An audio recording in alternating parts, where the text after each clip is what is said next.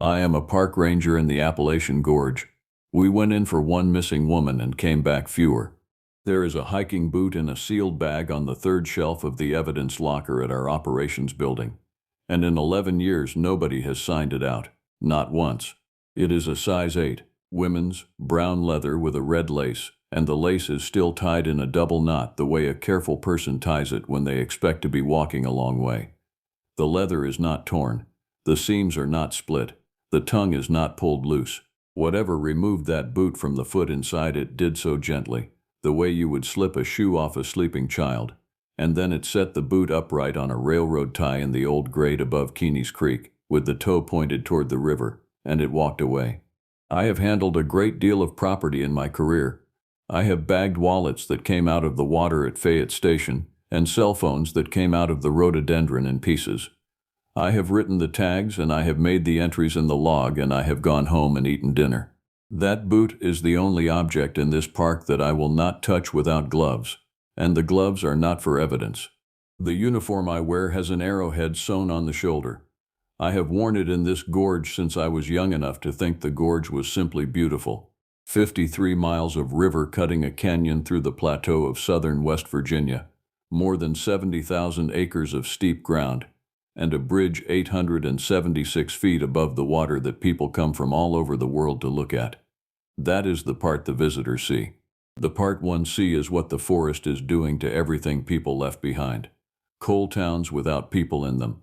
Coke ovens standing in a row like teeth in a jaw that has stopped chewing. Rails under moss. Company houses that have folded in on themselves so completely that you can only find them by the daffodils, because the women planted daffodils by the porches in 1920, and daffodils do not know when a town has ended. And laurel, that is what we call it here, though the plant is properly rhododendron. It grows in the hollows and thickets, so tight that you cannot walk through them, you can only push, and after 20 feet of pushing, you will not know which way you came from. The old men call those places laurel hells. That is not a colorful expression, that is a description of a fact. The call came in on the 22nd of October, a Tuesday, at 9:40 in the morning. Emily Johnson was 38 then, and had been our district ranger for 2 years, and she had a way of delivering bad information in a completely level voice that I found either reassuring or terrifying depending on how much sleep I had gotten. She told me that a woman named Amanda Clark, 36 years old, a photographer working under a special use permit to document the industrial structures at Nuttleburg, had failed to check in on Sunday evening and had failed to check in again on Monday, and that her sister in Charlotte had called the county at 7 that morning. I asked whether the vehicle had been located.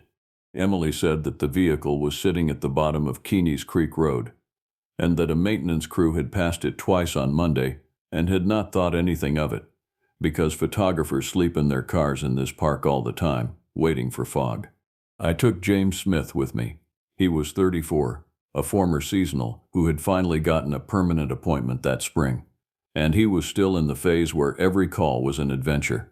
He talked the whole way down Keeney's Creek Road, which is a narrow, twisting, one-lane descent with the creek on one side and the hill on the other, and the hemlocks close it over the top so that you drive down into a green tunnel, and the light goes gray and cold even at midday. He was telling me about a bear he had seen at Grandview. I remember that I was only half listening, and I remember being annoyed at myself for that later, because it was the last completely ordinary conversation the two of us ever had. The car was a gray station wagon with North Carolina plates. It was parked neatly, well off the road, with the mirrors folded in. That detail stayed with me. Folding your mirrors is what you do when you intend to come back to a car and you want it to still have mirrors. The doors were locked. The keys were in the wheel well behind the front left tire, which is where about half the visitors in this park hide their keys, and which is why I found them in 9 seconds. On the dash there was a receipt from a gas station in Oak Hill, with a note written on the back of it in pencil, and the note said, "Going down to the tipple, back before sundown," and under that, a small drawing of a smiling face. On the hood of the car there were 3 stones stacked one on top of another. They were creek stones, flat and river-worn, the largest at the bottom and the smallest at the top, and they were set in the exact center of the hood, not near the wiper, Not by the edge where a person might rest something while they dug in their pack. The center. The paint under them had a fine coat of dew on it, and the stones did not, which meant the stones had been placed after the dew settled, which meant sometime in the small hours of that morning, which meant that while a woman had been missing for 2 nights, somebody or something had come down out of the woods and had taken the trouble to build a small tower on the hood of her car. James asked me what I thought that was. I told him it was probably a hiker being cute. I said it in a voice I did not believe. That was also when I noticed the smell. It came down the road in a slow drift the way wood smoke does, and it was not wood smoke. It was thick and wet and sour, like a wet dog that had been sleeping in a root cellar full of spoiled potatoes, with something under it that was closer to copper. It lasted maybe 12 seconds. Then the air moved and it was gone, and the hollow smelled like hemlock and creek water again. Somewhere up the slope, high above us in the timber, something struck a tree twice. 2 hard, flat, wooden knocks, spaced about a second apart, and heavy enough that I felt the second one in my chest more than I heard it. From the far side of the hollow, across the creek, on the opposite ridge, something knocked back 3 times. James turned around slowly with his mouth open. He said that had to be a woodpecker. I did not answer him. I have listened to woodpeckers in this gorge for over a decade. A pileated hammer's a rapid roll. This was not a roll. This was a piece of hardwood being swung by an arm. The trail crew truck came down the road 10 minutes later, and William Rodriguez got out of it. He was 63, foreman of the crew, and his grandfather had come from Asturias in Spain in 1912 to load coal at the Caymore mine, the way a lot of Spanish and Italian families came into these hollows and then never left them. William had worked this gorge since he was 17. He knew where every old grade went. He knew which of the abandoned mine portals had water behind them and which had gas. He walked up to the front of the car, and he looked at the 3 stones on the hood, and he stopped walking. He did not touch them for a long moment. Then he took them off one at a time, and he put them in his jacket pocket instead of setting them on the ground, and he said something under his breath that was not English and was not Spanish either, or if it was Spanish it was a word I had never heard. I asked him what he was doing. He said, without looking at me, that where he grew up you did not leave the little towers standing, because leaving them standing was the same as saying yes. I asked him yes to what? William Rodriguez looked up the hollow, at the wall of laurel on the far bank, where the light did not reach the ground, and he said we should find the woman today, not tomorrow, today. By 2 in the afternoon there were 41 people at the Nuttleberg parking area. That is how it works when somebody goes missing in a national park. It stops being a park problem in about 4 hours and becomes a county problem, a state problem, and a volunteer problem all at once. And the parking lot fills with pickup trucks and fire department vehicles and men in orange vests who have taken the day off from real jobs because a stranger is lost, and that is simply what people do here. Robert Wilson ran it. He was 47, a deputy director of county emergency services, and he had managed searches in this gorge for 20 years. He had a folding table, a laminated map, and a manner that made grown men stand up straighter. He divided the ground into segments and he assigned teams, and he did all of it in under half an hour. And I want to be fair to him about what happens later in this account, because Robert Wilson is a good man who was doing a job correctly according to everything he had ever been taught. Jessica Garcia arrived at 3 with her dog. She was 41, a canine handler out of Nicholas County, and the dog was a Belgian Malinois named Cinder with gray coming in around the muzzle. That dog had found a child in a strip mine high wall in the middle of a February night. Jessica did not brag about it. Somebody else told me. We gave Cinder a scent article from the station wagon, a fleece jacket off the back seat, and Jessica walked her to the head of the old conveyor line at Nuttleberg. If you have never seen it, the Nuttleberg conveyor is the strangest structure in this park. It is a wooden and steel chute that runs straight down the mountainside from the mine portal at the top to the tipple at the river, 600 feet of drop, and the forest has grown up around it and through it, so that it looks like the skeleton of something that fell out of the sky and was never removed. The head house sits up at the portal like a small chapel. When the wind comes through the gorge, the whole structure makes a low sound, a kind of long breath through old boards. Cinder went about 40 feet up the grade toward the conveyor. Then she stopped. I have watched a lot of working dogs.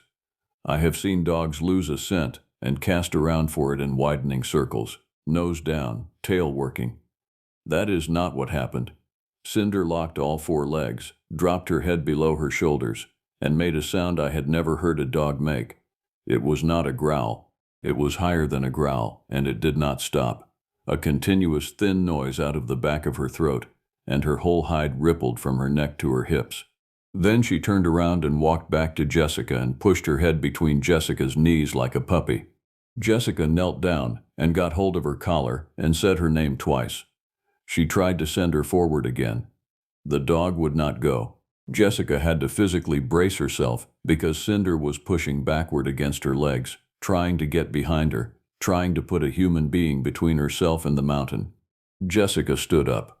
Her face had changed color. She said, in a flat voice, that she was pulling her dog. Michael Williams was standing next to me. He was 45, a law enforcement ranger, 12 years in, a former deputy from down around Beckley, and he was the most relentlessly reasonable person I have ever worked beside. He said the dog was probably keying on bear. He said there was almost certainly a den or a fresh kill up on that slope, and no dog in the world wants to walk into a bear at close quarters. That was a completely sensible explanation. I have thought about it many times since. It was sensible. It fit the facts we had at 2 minutes past 3 in the afternoon, and it was wrong. We found the first of her equipment at 4:10. It was a lens cap, orange, sitting on top of a rail at the tipple. 40 minutes later, a volunteer found her tripod leaning against a hemlock about 200 yards up the grade. Legs collapsed, folded properly.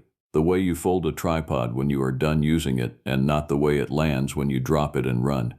At 5:30, one of the county men called out from up near the head house, and when we got there he was standing with his hands at his sides, not touching anything, just looking at the ground. There was a place at the edge of the coal silt where the water runs off the old bench, and the silt there is fine and black and holds an impression like modeling clay. In it was a footprint. I photographed it with a folding rule laid alongside for scale, because that is what you do. And the photograph is in a file in a cabinet at our office, and I have looked at it more times than I would like to admit. The print measured 17 1/4 inches from heel to toe, and 6 3/4 inches across the ball. There were 5 toes. The toes were not splayed the way an animal's are. They had gripped. You could see where the second and third toes had dug forward into the silt and pushed the material up into a small ridge, the way your own toes do on a wet boat ramp when you are trying not to slide. There were no claw marks. A bear leaves claw marks. A bear also has a very different shape of foot, wide at the front and narrow at the heel, and any person who has worked in these mountains for a season knows that shape by heart. And there was something else. Across the middle of the print, the impression was deeper along a line, as though the foot had flexed in the center, in a way a human foot cannot flex. Michael Williams crouched over it for a long time. Then he said, quietly, that somebody had made that with a carved board. I asked him where the tracks came from and where they went, because a person carrying a carved board leaves their own boot prints alongside. There were 4 more prints.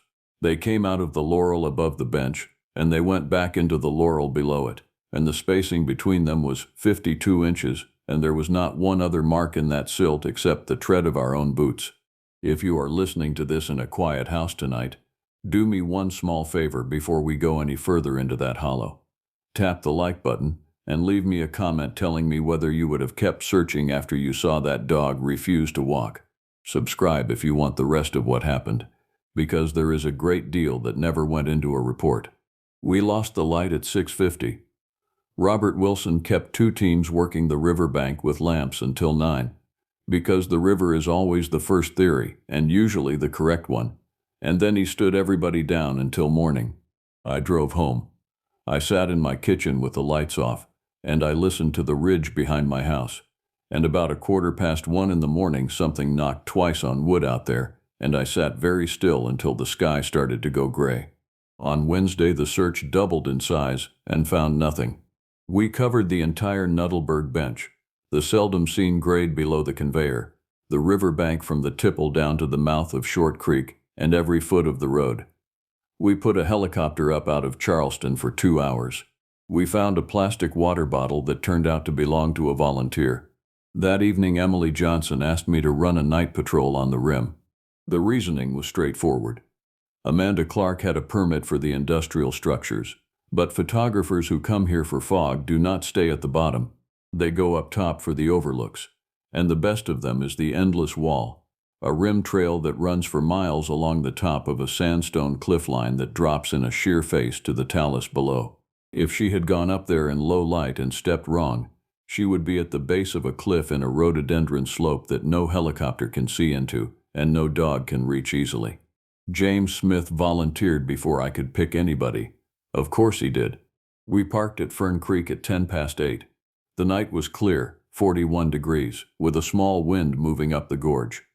We went in with hand lamps and a radio each, and we walked out toward Diamond Point, calling her name every 100 yards and stopping to listen. Here is a thing about the gorge at night that I have never been able to explain properly to people who have not stood in it. The river is 800 feet below you, and you cannot see it, but you can hear it. A low, continuous sound, like a crowd in a stadium a long way off. Everything else in the world happens on top of that sound.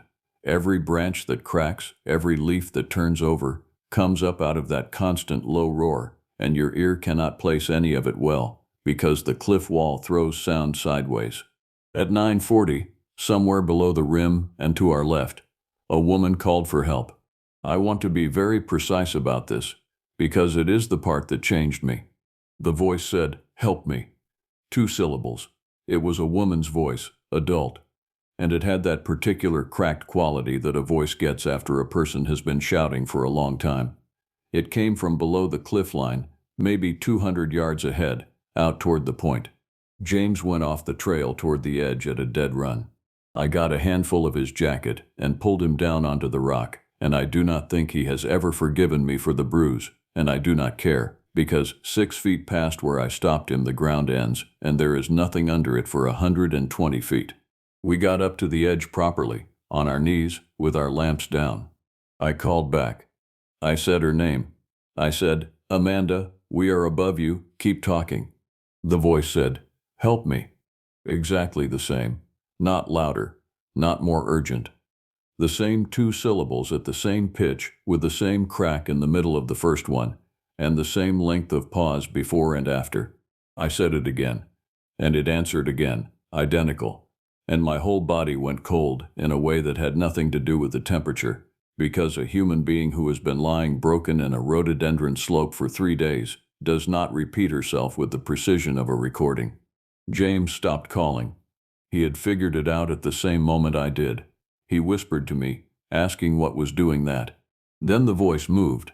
It called again, the same 2 syllables, from a point at least 150 yards further along the base of the wall than where it had been 90 seconds before. Then again from further still, and then, and this is the part one have never written in any report because I know exactly how it reads, it called from above us, not below the cliff, from back in the timber on the plateau, behind us, between us and the trailhead. Something hit a tree back there, 2 knocks, and a moment later, from way out toward the point, something knocked twice in return. We were between them.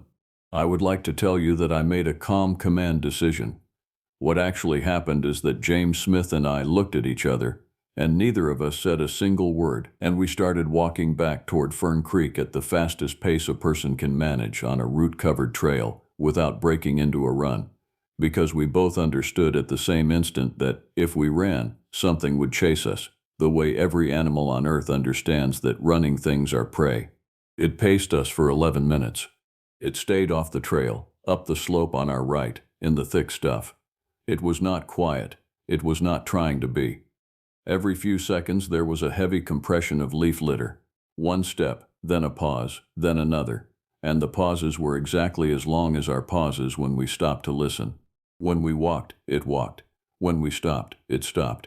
Once it went over a downed hemlock and I heard the wood crack under the weight, and it was the sound of a truck bumper going over a log, and I put my lamp up the slope, and the beam went into the laurel and came back with nothing, only the leaves, thousands of leaves hanging their long green blades straight down. Then it made a noise that I still hear when I am tired. It was not a howl. Every recording you have ever heard online, every whoop and scream, none of it is this. It started as a low sound below the range of anything I would call a voice, so low that I felt it in the bones behind my ears, and it climbed, and as it climbed it opened up into a sound with grain in it, like a sheet of steel being slowly bent. And at the very top of it there was a note that was almost like a woman laughing, and then it fell back down into the low part and stopped.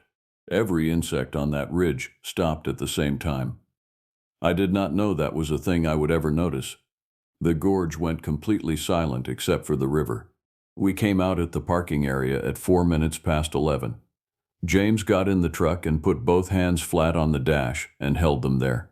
There was a camera bag hanging in the small oak at the edge of the lot. It was Amanda Clark's bag. Her name was on the strap. It was hanging by that strap over a branch, and the branch was 14 feet off the ground, and there was no ladder mark and no scuff on that trunk, and the tree was not climbable by any person I have ever met. Inside the bag were 2 lenses, a rain cover, a granola bar, and her camera. The camera worked. The card was in it.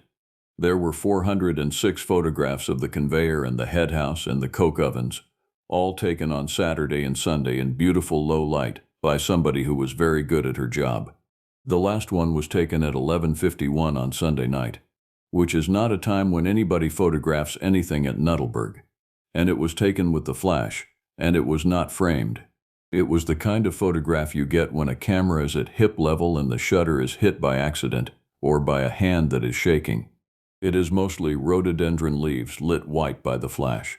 In the upper right corner of the frame, at the edge of the light, there is a vertical shape the color of a wet stump, and set into that shape there are 2 small points of reflected light, and they are 7 inches apart, and they are 8 feet above the ground. William Rodriguez lived in a white house on a bench of flat ground above Winona, with a garden that was still producing greens in late October, and a woodpile stacked so precisely that it looked like masonry. I went there on Thursday morning before the briefing, and I did not tell anybody I was going, which tells you something about where my head was by then. He had coffee on the stove. He did not ask me why I had come. He set a cup in front of me, and he sat down across the table, and he said that the crew had found nothing on the riverbank, and were going to find nothing, and that I already knew that. I told him about the voice under the endless wall. He listened without interrupting. When I finished, he got up and went into the back of the house and came back with a shoebox, and out of the shoebox he took a photograph, a piece of paper folded into quarters, and the 3 creek stones from the hood of Amanda Clark's car. The photograph was from 1961. 6 men in front of the Kmore head house, hard hats, lunch buckets. He pointed to a young man on the left with a wide face, and said that was his father. Then he told me the thing his father had told him. In the coal camps in this gorge, when the mines were running and there were thousands of people living in company houses stacked up these hillsides, everybody knew there was something in the timber above the camps. It did not have one name. The Spanish families and the Italian families and the Hungarian families and the black families who came up from Alabama, and the mountain families who had been here since before any of them all had their own word for it, and by the 1920s the word most people in these particular hollows used was yeho. Nobody hunted it. That was not out of fear exactly. William said his father put it the way you would put a rule about a neighbor's property line. You did not go into the laurel above the number 2 portal after supper. You did not answer if something called your name from up the hollow, because it could say your name. It had been listening to the camp all day, and it could say anybody's name, and answering was the mistake. And on the last night of the month, the men on the hoot owl shift would leave something at the edge of the timber where the coal bench met the trees. Not much. A little salt, a piece of fatback, sometimes just bread. I asked him whether that was superstition, or whether anybody actually believed it did anything.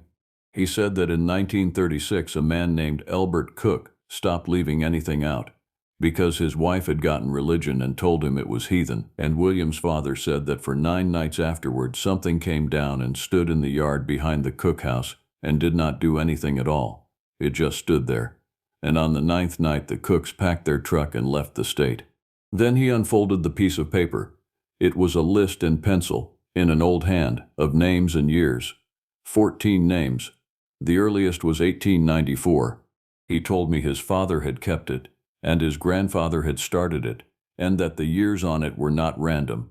They came in clusters, 4 in the 1890s when they were cutting the original timber off these slopes, 3 in the 1920s when Nuttallburg and Caymore were at their peak, and the mountain was being torn open faster than at any time before or since, 2 in 1959 and 60 when the mines were closing and the camps were emptying out, then a long quiet stretch, then 2 in the 1970s when the park boundary was being surveyed, then nothing for a very long time.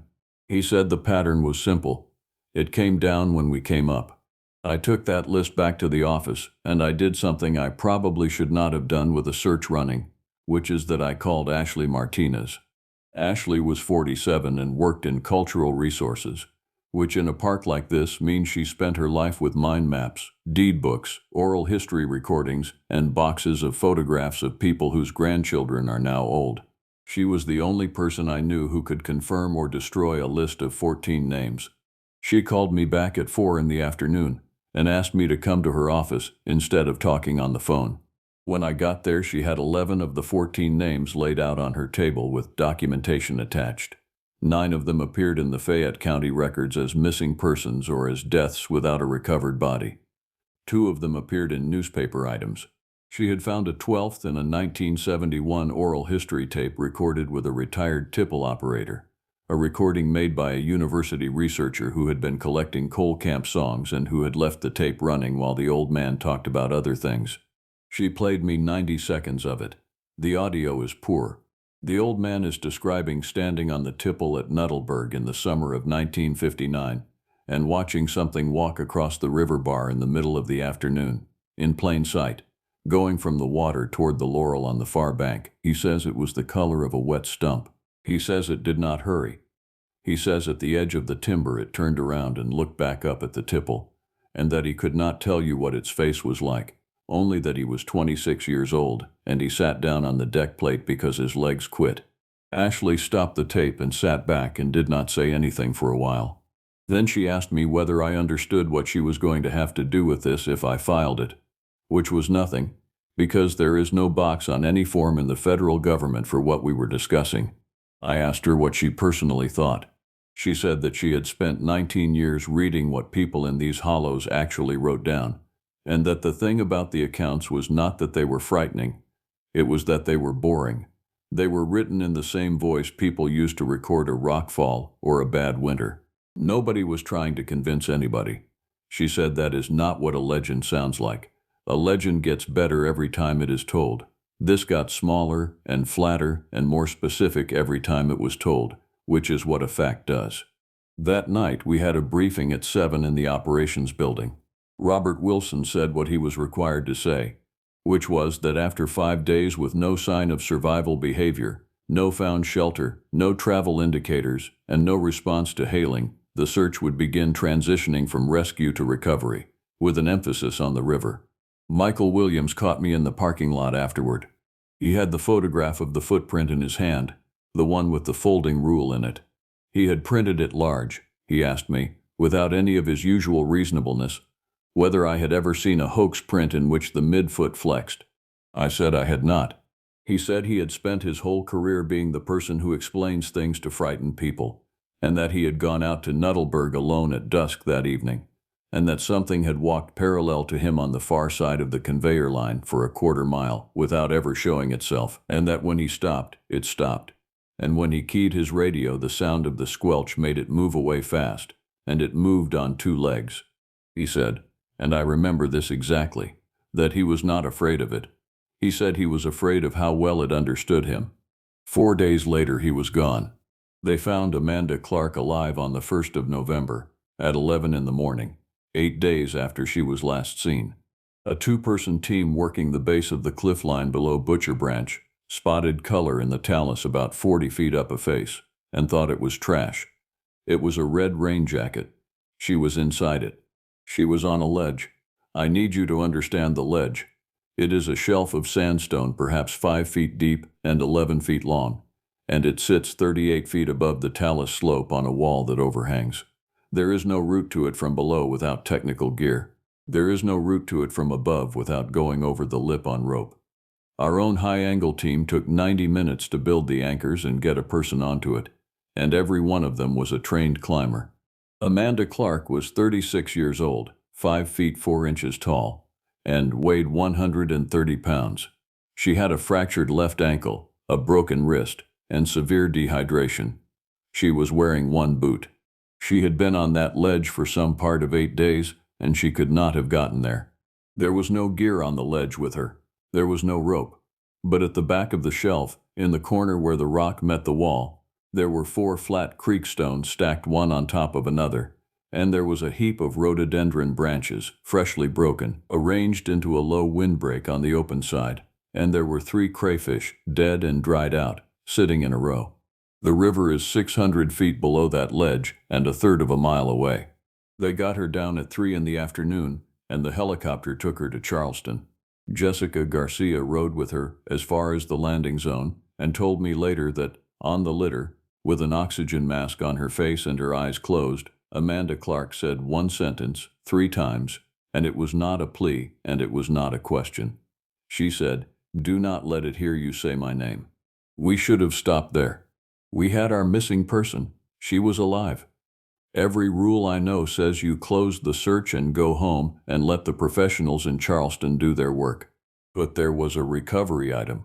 Her pack, her second boot, and her phone were still out there somewhere, and there was a very reasonable belief that the scene of the original incident was down on the Kmore bench, and Robert Wilson wanted the sequence of events documented before the weather turned, because a nor'easter was coming across the mountains on Sunday and would put 4 inches of rain into that gorge.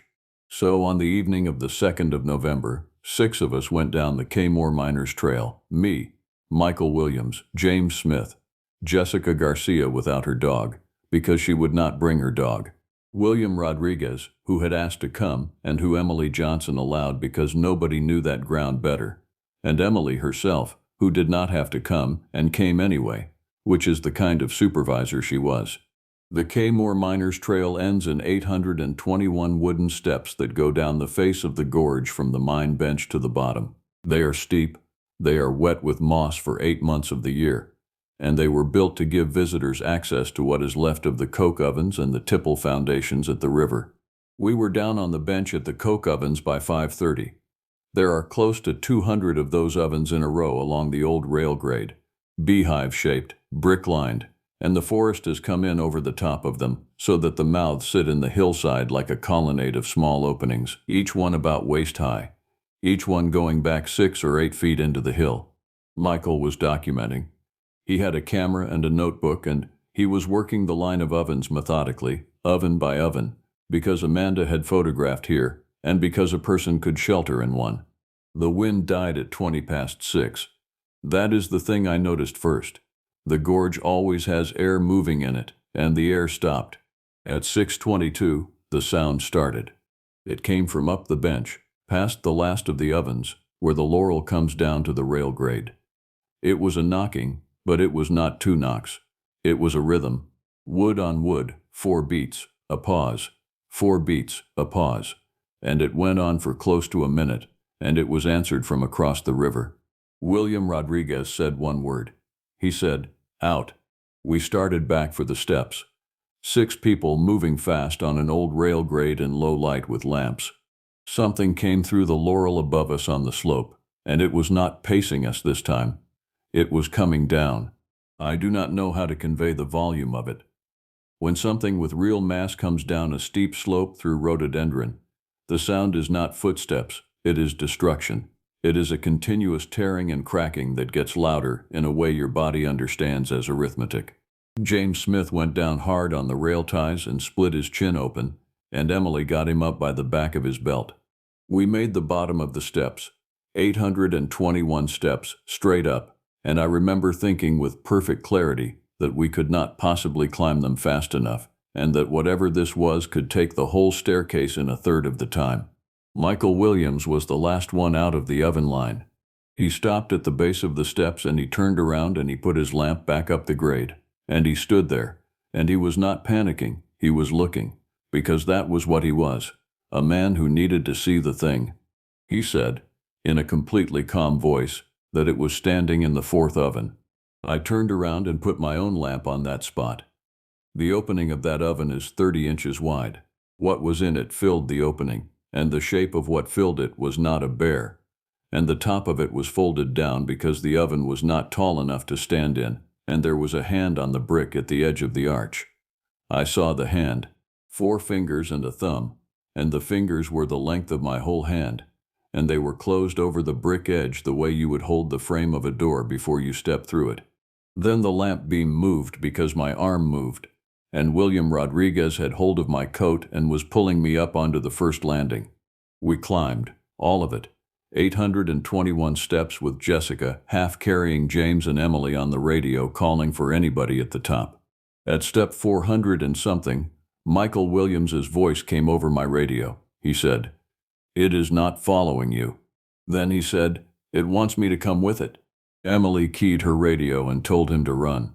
And Michael Williams, who had spent 12 years explaining to frightened people that the woods are only woods, said, in the last transmission anyone ever received from him, that he did not think he was going to be able to. There was no scream. Everybody always asks that. There was no scream. There was a sound of something heavy moving fast through the laurel below us, going upriver, and then the wind came back into the gorge, and then there was nothing but the river. The official record says the following. Amanda Clark, 36, was located alive after a fall in the vicinity of Butcher Branch and was treated for exposure and multiple fractures. The record notes that the location of recovery was inconsistent with the presumed fall path and that this discrepancy remains unresolved. Michael Williams, 45, a law enforcement ranger with 12 years of service, is listed as missing and presumed deceased following a separation from his party in low-light conditions on the Kmore bench. The presumed mechanism is a fall into the New River. A memorial service was held at the visitor center in December, and his name is on a plaque there, and I have not been able to stand in front of it yet. That is what the record says. Here is what I know. We searched for Michael for 19 days with everything this state has. Divers went into the river at every eddy from Kmore down to Fayette Station. We flew thermal at night. Not one item belonging to him was recovered. Not his lamp, not his notebook, not his firearm, not his radio. And a duty belt does not float away. On the 14th of November, at 3:14 in the morning, the dispatcher on shift logged an unidentified transmission on our repeater. It lasted 6 seconds. It was a man's voice, and it said, "It is not following you." That is a sentence Michael said on the night he disappeared. It was heard by 5 people, and it was never broadcast on any public channel, and it does not exist in any recording that anyone outside of those 5 people could have accessed. The dispatcher was 23 years old and had never met him. Amanda Clark spent 5 weeks in Charleston and then went home to North Carolina. Her sister writes to me once a year at Christmas. Amanda does not go outside after sundown, and she does not permit anyone to say her name in her house, not out loud. And a specialist in Charlotte has given that a clinical name that I will not repeat because I do not believe it explains anything. She has never been able to describe the 8 days. She says there is nothing there to describe, only that she was cold, and that something kept putting crayfish beside her, and that it made a sound at night that she says was almost like humming. Jessica Garcia retired Cinder that winter, 2 years early. The dog would still work a building. She would not work timber again. James Smith transferred to a park in the desert Southwest in February. He told me on his last day that he needed somewhere he could see for 30 miles in every direction. I understood completely. We do not talk often, but we send each other a message every year on the 2nd of November, and neither of us ever writes anything in it, except the year. Emily Johnson stayed for 2 more seasons, and then took a promotion in the regional office. And I have never once heard her say anything about that night except one time, at a training in Pennsylvania, when somebody at dinner made a joke about hairy men in the woods, and she set her fork down and said, "Do not," and the table went quiet. Ashley Martinez did something braver. She stayed, and she kept the file, and she added to it. There are 19 names on William Rodriguez's list now, instead of 14. She keeps it in a folder labeled with an accession number that means nothing to anybody, in a cabinet, in a building, in a park that receives more than 1.5 million visitors a year. Robert Wilson took an early retirement the following autumn. I ran into him at a gas station in Oak Hill 2 years after all of it, and we talked about nothing for 10 minutes. And then he put his coffee on the roof of his truck and said that in 22 years of running searches he had learned to read ground, and that the ground at the coke ovens told him a story he was not able to put on a form, and that he had not slept a whole night through since. He got in his truck and he drove away, and we never spoke about it again. William Rodriguez died in the spring, at 65, of a heart that simply stopped in his garden between 2 rows of beans. His daughter called me and told me he had left instructions that a box in his closet should go to the ranger with the arrowhead who came to his kitchen, and she said she had no idea what that meant, and I said I did. In the box were the photograph from 1961, the list, the 3 creek stones, and a note in pencil in his hand. The note said, "Keep giving. It costs you nothing. I am still here. I did not transfer, and I am not going to. This gorge has my whole adult life in it, and there is nobody else who was there and who is still wearing this uniform, and I have come to believe that being the one who knows is a job like any other job. I patrol the Kmore bench and the Nuttleberg conveyor, and the rim of the endless wall. I answer visitor questions about the bridge and the rapids and the ovens. When somebody asks me whether there are bears out there, I tell them yes, there are black bears, and I tell them to keep their food hung. And that is true, and it is also all I am going to say. Twice a year, in the last week of October and the last week of April, I drive down Keeney's Creek Road at dusk, when the crews are off and the visitors are gone. I park where a gray station wagon was parked with its mirrors folded in. I walk about 60 yards up the old grade to where the coal bench meets the timber and the wall of laurel starts, and I put something down at the edge of it, salt in a fold of wax paper, a little bread. It costs me nothing. I do not look up while I am doing it. I do not stay, and I have never, not one time in all these years, spoken a single word out loud on that bench, because the only rule any of those old miners ever really passed down is that it listens, and that it learns, and that it can say anything it has heard. Last September, one of our wildlife cameras on the Butcher Branch drainage recorded 11 frames in the middle of the night before the batteries failed, which they should not have done, because they were changed 9 days earlier. 10 of the frames are rhododendron leaves. In the 11th there is something standing at the edge of the frame, at a height that puts its shoulder above the camera strap. And I have looked at that image more times than is good for a person, and what I keep coming back to is not the size of it. It is that whatever is standing there is holding something small and pale down at its side, and if you brighten the image and you know what you are looking for, you can see a red lace. If you have stayed with me all the way to the bottom of those steps, then you already know how this works. Give the video a like so the algorithm carries it a little further down the hollow. Put a comment below and tell me what you would have done when Michael turned around at the base of those stairs. And subscribe if you want to hear the rest of what this park keeps in its cabinets. Sleep with a light on tonight. And if something outside says your name, in a voice you know, in a voice you love, do not answer it.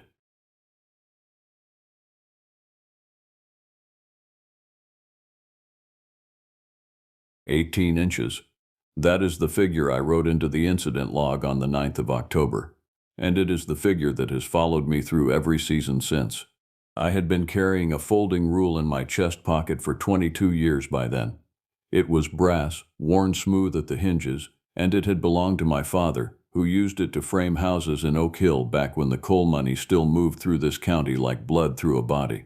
I had used that rule for 1,000 ordinary things, measuring the gap in a broken handrail above the Long Point overlook, measuring the width of a washout on the fire road above Cunard, measuring the trunk of a hemlock that had come down across a spur trail in a March ice storm so that the maintenance crew would know which saw to bring.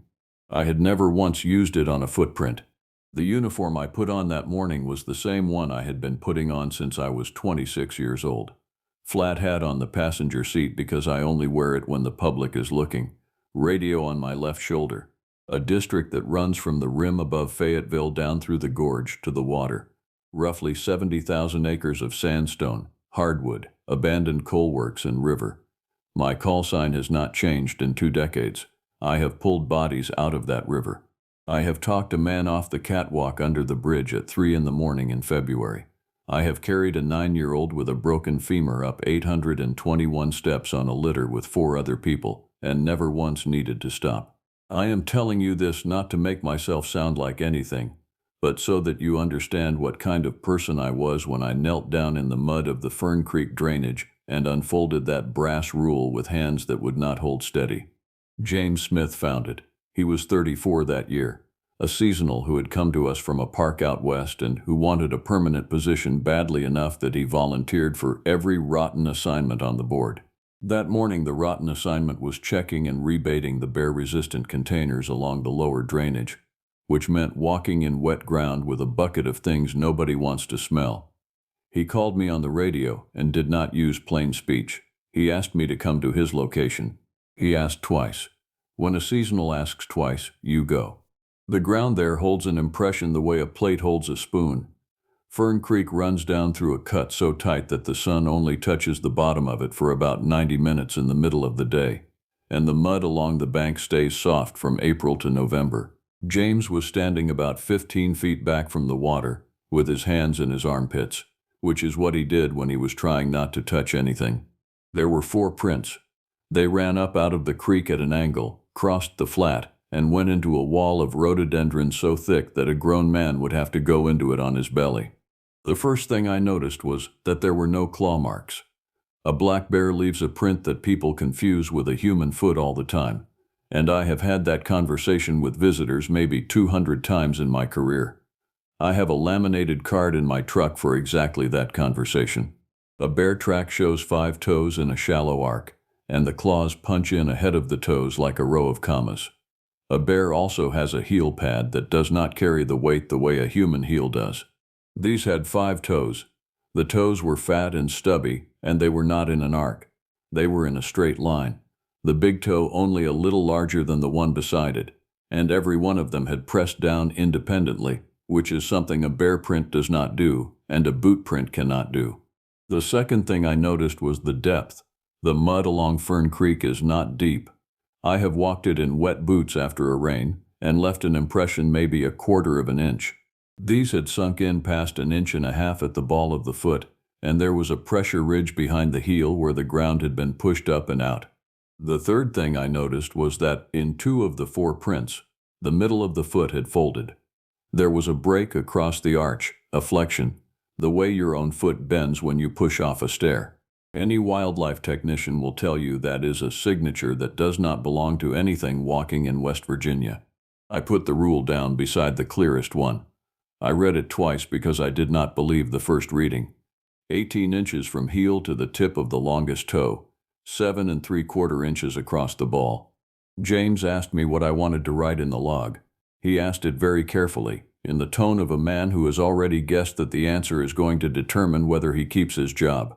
I told him to get the camera and a scale card, and to photograph all 4 from directly above, without stepping between them.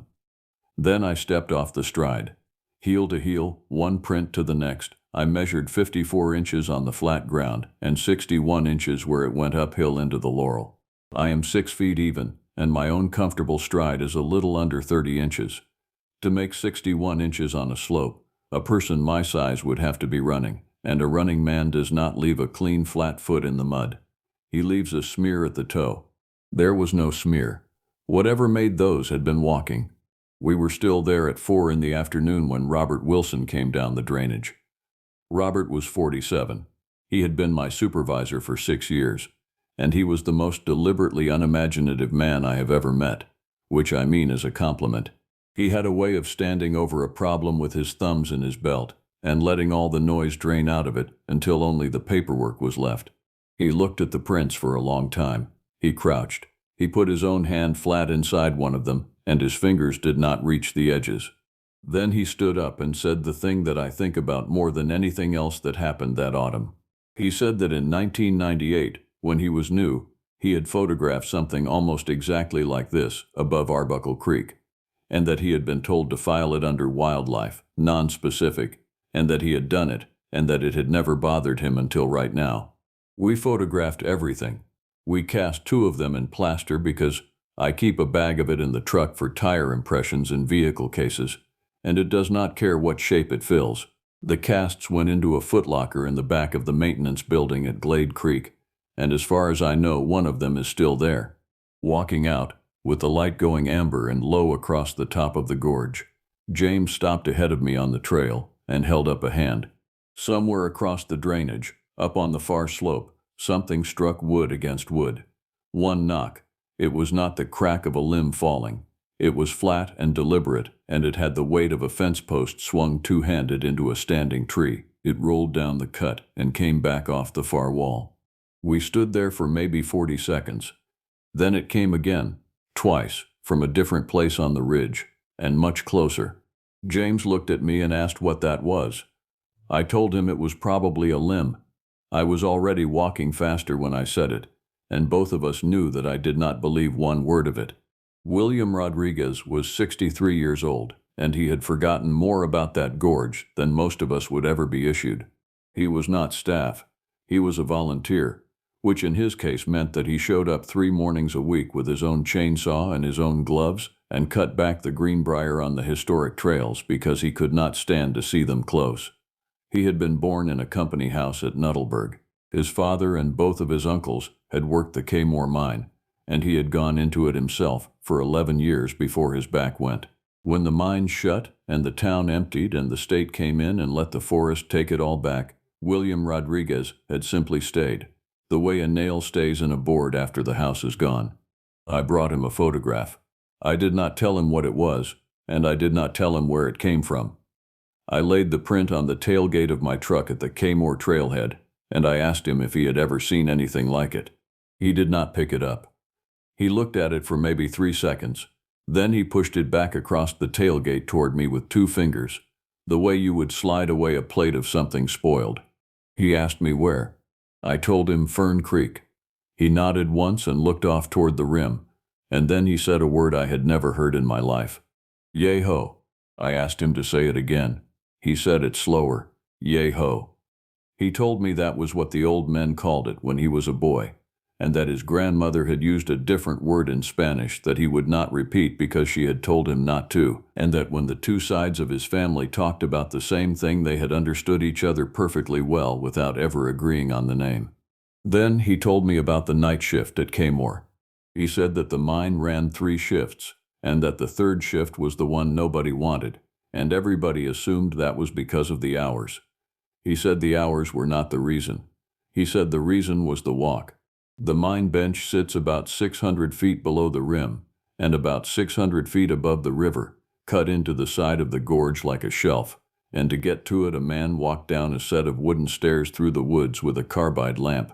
He said that from about 1940 until the mine closed, men on the 3rd shift walked those stairs in pairs by an unwritten rule, and that if you could not find a partner you waited for the next man rather than go alone. He said his uncle had come off that shift one morning in 1956 with his lamp broken and his lunch bucket gone, and had never gone back underground again. He worked the tipple after that for less money and never once explained himself. I asked William if he had ever seen it. He said that he had heard it, which he considered worse, and that he was not going to describe the sound to me because describing it made a person hear it again, and at his age he did not want to hear it again. Then he said the part that changed how I ran the rest of that autumn. He said that the old men had rules, not stories. Rules. He said you do not whistle after sundown in the drainages. He said if you find something stacked, you leave it stacked. He said if you take a deer out of the bottoms, you leave the offal on a stump, and you do not look back at it while you walk. And he said that if you ever hear knocking, you knock back exactly once, and then you leave, because one knock is a greeting and more than one is an argument. I wrote all of it down in my duty notebook, feeling ridiculous, and I have kept that notebook in my truck ever since. If you are still with me at this point in the account, do me a favor and press the like button, and leave a comment telling me whether you would have written any of that in an official log, because I still do not know if I made the right call. Subscribing costs you nothing, and it keeps these files from disappearing the way the originals did. Emily Johnson was our cultural resources specialist, 38 years old, and she had the best filing mind of anyone I have ever worked beside. Her office was a converted storage room with a window unit that rattled, and she had the entire industrial history of the gorge in 12 gray cabinets. When I asked her whether the company records from Kmore and Nuttleberg were still accessible, she did not ask me why. She just asked me what year. We started in 1910 and worked forward. What we found over the next 3 evenings was not a monster. It was a shape in the paperwork, which is somehow worse because paperwork does not have an imagination. In April of 1911, the Kmore Company store ledger recorded a credit issued to a family for 2 hogs, described as destroyed by animal. In August of the same year, 3 more hogs, same phrasing. Emily pointed out that a bear kill was normally written as bear because the company deducted differently for it. Whoever kept that ledger had chosen not to write bear. In 1923, a supervisor filed a short note about work stoppage on the incline, in which he complained that men would not use the upper landing after full night on account of, and here the sentence simply ended, and the rest of the line was blank. The blank was not a tear or a fade. The man had put down his pen and moved to the next entry. In 1937, a school teacher in Fayette County wrote to the state about persistent absences from a 2-room school along Wolf Creek, and stated that parents were keeping children home in the autumn months, and that the parents would not give her a reason she considered acceptable. She used the phrase local superstition. She used it twice, and Emily noticed that the second time she had underlined it, which is the sort of thing a person does when they are trying to convince themselves. And in 1968, 3 years before the first federal survey crews came through, a game warden filed a report about a hunter near Arbuckle Creek who had abandoned a dressed deer and driven out of the bottoms so fast that he had put his truck into a ditch. The warden's summary line said that the hunter refused to elaborate. The warden had added his own remark underneath, and I copied it word for word into my notebook. He wrote that he had gone back for the deer himself the following morning, and that the deer had been moved about 40 yards uphill and put in the fork of a tree, and that he did not care to speculate. Emily sat back in her chair and looked at the ceiling for a while. Then she said that in her line of work, a story that repeats itself across 100 years with the same details but different families is usually one of 2 things. Either it is a piece of shared folklore that people pass along and reshape, or it is a thing that keeps happening. I asked her which one she thought this was. She said that folklore usually gets more elaborate as it travels, and that this one had gotten simpler. Michael Williams called me that same week. He was 45 and he had been running commercial trips on the lower gorge for over 20 years, the section with the big water, and he had exactly the temperament you would expect from a man who takes strangers through Class 5 rapids for a living. Nothing bothered him. He had a laugh that carried across the water. He was not laughing on the phone.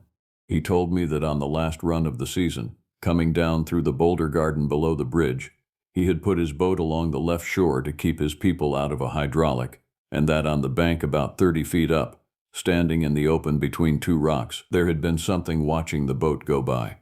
I asked him if it was a bear standing up. He said that he had seen probably 400 bears from the water in 20 years, and that a bear standing up has a belly and a snout, and it sways because it is uncomfortable. He said this thing had shoulders that started at the same height as the top of its head.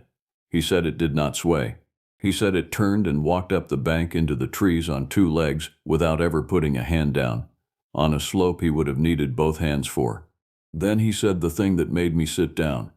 He said that 6 of his 8 paying customers had been facing the wrong way and had seen nothing, and that the 2 who had seen it had said nothing at all for the rest of the run, and that when they got to the takeout, one of them had asked him, very quietly, whether he was going to say something to somebody. He asked me if I was somebody. I told him I would take the report. I did not tell him what I had cast in plaster 9 days earlier, and I have never been sure whether that was professional discretion or plain cowardice. Ashley Martinez was 47 years old. She was from Columbus, and she went into the Fern Creek drainage on a Saturday morning with a day pack, a paper map, and a phone at 60%. She had told the front desk at her lodging that she wanted to photograph the old coke ovens, which is a completely reasonable thing to want. There are ranks of them down in the bottoms, beehive-shaped, built of brick and stone in the 1890s, and the forest has grown through them until they look like the ruins of something much older than a coal boom. People go looking for them every week. The problem is that the trail that once served them is mostly gone, and the ground between where you park and where they are is some of the worst walking on the North American continent. I need you to understand what rhododendron does in that gorge, because everything that followed depends on it. On a map it is a green tint. On the ground it is a solid mass of woody stems the thickness of your wrist, growing at every angle including sideways and downward, interlocked, 10 to 15 feet high, with a canopy so tight that the ground beneath it holds no undergrowth at all, only a bed of old leaves and a permanent brown gloom. Local people call those thickets hells, and that is not a figure of speech. It is a place name. You will find it on old survey plats. Inside a laurel hell you cannot see 40 feet. You cannot walk. You crawl, or you climb over the top of the stems and drop through the gaps. Your compass is useless because you cannot hold a bearing when your route bends every 6 feet. Sound behaves strangely because the leaves absorb the high end and let the low end travel. A person shouting 100 yards from you can sound like they are 400 yards away and in the wrong direction. She was reported overdue on Sunday at 10 in the morning. We had a search organized by noon, which is fast for us. Robert Wilson ran it out of the back of a truck at the trailhead with a whiteboard and a laminated grid, and he was excellent, and I say that as a man who later disagreed with him about almost everything. He divided the drainage into segments. He put hasty teams on the trail corridors and the creek line first, because that is where lost people go, downhill and toward water. He called for a helicopter out of Charleston, knowing full well that a helicopter would see nothing but a green roof. Jessica Garcia arrived at 2 in the afternoon with her dog. She was 41. She came from a county sheriff's office 2 hours away, and she had a Belgian Malinois named Ruger who had put in 9 years of air scent work and had found, by her count, 31 living people and 11 who were not. Jessica had the particular flat calm of somebody who has stopped being surprised by outcomes. She and that dog worked as one animal with 2 heads. We took a segment on the north slope above Fern Creek, which included the flat where James Smith had found the prints 11 days earlier. I had not told Jessica about the prints. I had told Robert I would not, because introducing that into a live search would have been irresponsible, and I still believe that. Ruger worked beautifully for about 40 minutes. He quartered the slope, took the wind, checked out a hollow log, came back, took a drink, went out again. Jessica read him constantly and told me what she was reading, which is what good handlers do. Then we crossed a small bench about 300 yards above the creek, and the dog stopped working. He did not alert. He did not get excited. He simply stopped doing his job. He came back and put himself against Jessica's left leg and stayed there, and when she sent him out again, he went about 12 feet, turned and came back. His ears were forward. His tail was low and rigid. He was not cowering and he was not aggressive. He was standing between her and the uphill side of the bench. Jessica went quiet for a while. Then she said, in a completely level voice, that she had seen him do that twice before. Once at an active meth lab where a man was hiding under a floor. Once in a barn with a bull in it. I asked what the common element was. She said that in both cases, the dog had decided that whatever was there was more important than what she wanted. We backed off that bench. Jessica called it, and I did not argue. We flanked around and came up onto the same contour about 200 yards east, and that is where we found the first of them. I want to describe this exactly because I have heard 100 versions of this sort of thing since, and most of them are embellished, and I do not need to embellish it. 6 saplings, all of them young maple, all of them living, growing in a rough circle about 11 feet across. Each one had been bent over from a height of about 10 feet and brought down until the crown of it touched the ground. Each one was still attached at the base. The fibers at the bend were splintered and pale on the outside and green underneath, which means it had been done recently, within a season. Where the crowns met in the middle, the tips had been pushed under one another so that the whole thing held itself in tension. Underneath, the leaf litter was compressed in an oval about the size of a person lying on their side. There were no cut marks. There was no rope. There were no tracks in the litter because litter does not take tracks. James Smith, who was on our team, walked around the outside of it 3 times and then said that a heavy snow load could bend saplings. I asked him to show me the snow. It was the 21st of October, and it was 68 degrees. He did not answer that. He got his camera out instead, and I have never held that against him, because getting the camera out was the right instinct and arguing with me was not. 40 yards further east, on a stump that had been cut flat by somebody with a saw at some point in the last 50 years, there was a stack of river stones. 9 of them. Graded by size, largest at the bottom, smallest at the top. Rounded, smooth, water-worn, the kind you get out of the New River itself and nowhere else in that drainage. The stump was 340 vertical feet above the water. I checked it later on the map because I could not sleep. On the ground beside the stump, laid out flat and clean and picked, was the shoulder blade of a white-tailed deer. Jessica looked at all of it and asked me a question that I have never fully answered. She asked whether I thought it was a marker or an offering. I told her I did not know the difference. She said that a marker is for you and an offering is from you, and that the difference matters a great deal to the person standing in front of it. We reported the location and the coordinates and moved on, because there was a woman in the woods and a stack of rocks was not going to find her. But I noted the time, 3:51 in the afternoon, and I noted that from that moment until we came out at dusk, I did not hear a single bird on that slope. Not a crow, not a titmouse, not a woodpecker. In late October in that gorge, the woods are ordinarily loud with them. By Tuesday we had 312 people involved, counting volunteers, and we had found nothing that belonged to Ashley Martinez. That is not unusual. I have run searches where the subject was found on day 4 inside a segment that had been cleared twice on day 1. The gorge does that. But this one had a texture I had not felt before, and I was not the only one feeling it. Volunteers were quitting, not dramatically. They simply did not come back for the second day, and then the third, and by Tuesday morning we had lost close to a third of the civilian searchers with no explanation given to anybody. 2 of them told a team leader that they had heard something at the edge of their segment.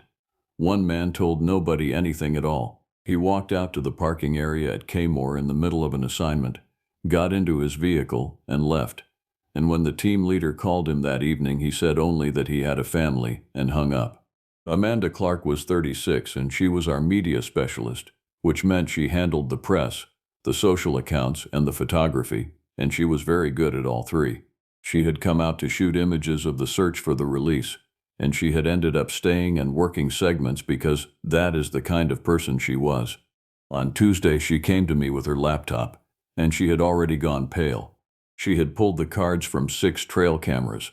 4 of them were our own, deployed for a bear study on the upper benches. 2 of them belonged to a landowner adjacent to the boundary who had handed them over voluntarily. The first thing she showed me was the timestamp pattern. Over 11 days, all 6 cameras had recorded normal activity. Deer, turkey, raccoon, 2 bears, 1 very fat groundhog, and various searchers on the last 3 days. Ordinary. Then she filtered by trigger events with no image. There were 41 of them. A passive infrared camera triggers on a differential in heat crossing the sensor. When it triggers, it writes an image. If it writes no image, the usual explanations are a dead battery, a full card, or a thermal event with no subject in frame, like the sun hitting a rock face after a cold night. All 41 of these had a full battery, a card with space on it, and a timestamp between 11 at night and 4 in the morning. And in almost every case, the trigger was followed 30 to 90 seconds later by a second trigger that did produce an image. And in every one of those images, the frame was completely filled by something out of focus and close. Not an animal shape, not a face, just a surface, dense, matted, brown-black, filling the entire frame from edge to edge, with the infrared washing out to white where it was nearest the lens. Amanda had found the elevation of each camera. On 4 of the 6, the camera had been mounted at chest height on a tree, roughly 52 inches off the ground, and the images showed that surface centered and filling the frame. On the two mounted higher, at about 70 inches, the same thing. She asked me what I wanted her to do with them. I told her to make 3 copies, put one on a drive that never left her hand, and give the original cards to Robert. That night we ran an operation down into Kaymore Bottom. There is a set of stairs there. 821 steps, built on the grade of the old haulage and the miner's path, dropping down the wall of the gorge from the bench where the mine buildings were to the flat along the river where the coke ovens stand. Going down is a punishment for your knees. Coming up is a punishment for everything else. I have done it in daylight more times than I can count.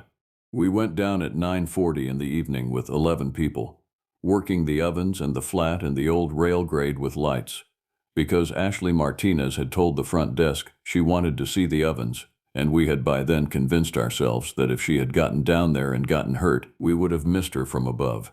The gorge at night from inside the gorge is a strange place. There is no glow from any town because the walls cut it off. The river is loud and constant, and it fills every gap in the sound so that you cannot hear anything at a distance. Your light reaches maybe 60 feet, and then it just stops against the trees. We worked the ovens for 2 hours. They are extraordinary things. Brick arches in a long row, tunneled back into the hillside, and the forest has grown down through the tops of them so that roots come through the ceilings like fingers. We put lights in every one. At about 12:15, James Smith called out from the east end of the row. He was standing about 18 feet back from an oven with his light aimed up into a sycamore, and there was a day pack in the tree. It was 31 feet up.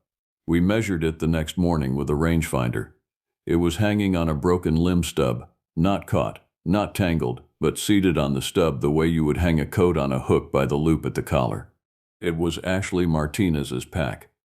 Her identification was inside it. Her phone was inside it, dead. A water bottle, still 2/3 full. A rain shell, folded. A paper map of the park, folded correctly along its original creases. It was not torn. There was no blood on it. The straps were both intact and buckled. The zipper was closed. We got it down the next morning with a throw line and a ladder from the maintenance shop, and it took 2 men 40 minutes because that trunk has no limbs below 25 feet. Michael Williams was with us that night, working as a volunteer, because he knew the river bottom better than anyone else available. He stood under that tree with his light on the pack for a long time, and then he turned his light off, which is a strange thing to do, and I asked him why. He said that he wanted to see what it looked like without the light. Then, at about 1 in the morning, while we were still standing under that sycamore trying to decide what to do, something across the river screamed. I have heard a bobcat. I have heard a fox in January, which sends people to their phones to report a woman being murdered. I have heard a rabbit taken by an owl, which is the worst ordinary sound in these woods. I have heard an elk bugle out west, and a mountain lion on a recording. This was none of those. It started low, under the sound of the water, so that I felt it in my chest before I understood I was hearing it. Then it climbed, and it kept climbing past where any chest that size should be able to take it, and it held at the top for what I counted afterward as somewhere between 9 and 11 seconds. It had structure in it. It changed pitch twice deliberately, the way a voice does when it means something. And it came off the far wall of the gorge and doubled back so that for a second it was on both sides of us at once. Every light in our group came up and pointed across the water, which was useless because the river there is 400 feet wide. Nobody spoke. Then Jessica Garcia's dog, who was 200 feet away at the base of the stairs with her, began to make a sound I had never heard a working dog make, and Jessica put him in the vehicle at the top of the stairs an hour later and did not bring him out again. We climbed the 821 steps in a group, all 11 of us together, which is not how you normally move. Nobody suggested it, nobody had to. At step 400 and some, well up the wall, Amanda Clark stopped ahead of me and said, without turning around, that something was going up beside us. I heard it too, off to our left in the laurel, moving on the slope, roughly keeping our pace. Not stalking, not hurrying, just accompanying us. It went with us for perhaps 3 minutes, and then it was not there anymore. Nobody ran. I want that in the record. 11 people, and not one of us ran. But I noticed at the top that James Smith had his hand on his sidearm and had been carrying it that way for a while. And James Smith was the most careful man with a firearm I have ever supervised. Fayette Station Road is the old way across the gorge. Before the bridge went up in 1977, it was the only way, and crossing took 45 minutes to travel a distance that now takes 45 seconds. It drops off the rim in a series of switchbacks so tight that a full-size truck has to take some of them in 2 moves, runs down to a low steel bridge at the bottom, crosses the river, and climbs back out the other side. In places, it is a single lane of pavement with a rock wall on one side and nothing at all on the other. From the bottom of it, you can look straight up at the underside of the big bridge, 876 feet above the water, and it looks like something left behind by a civilization that is already ended. On the 2nd of November, I drove it alone at 10 minutes past 11 at night. The search had been scaled back that morning, not suspended. Scaled back, which is the language we use when we are still looking but we have stopped expecting. Ashley Martinez had been gone 15 days. Robert Wilson had written the transition memo himself, and he had done it correctly, and it had visibly cost him something.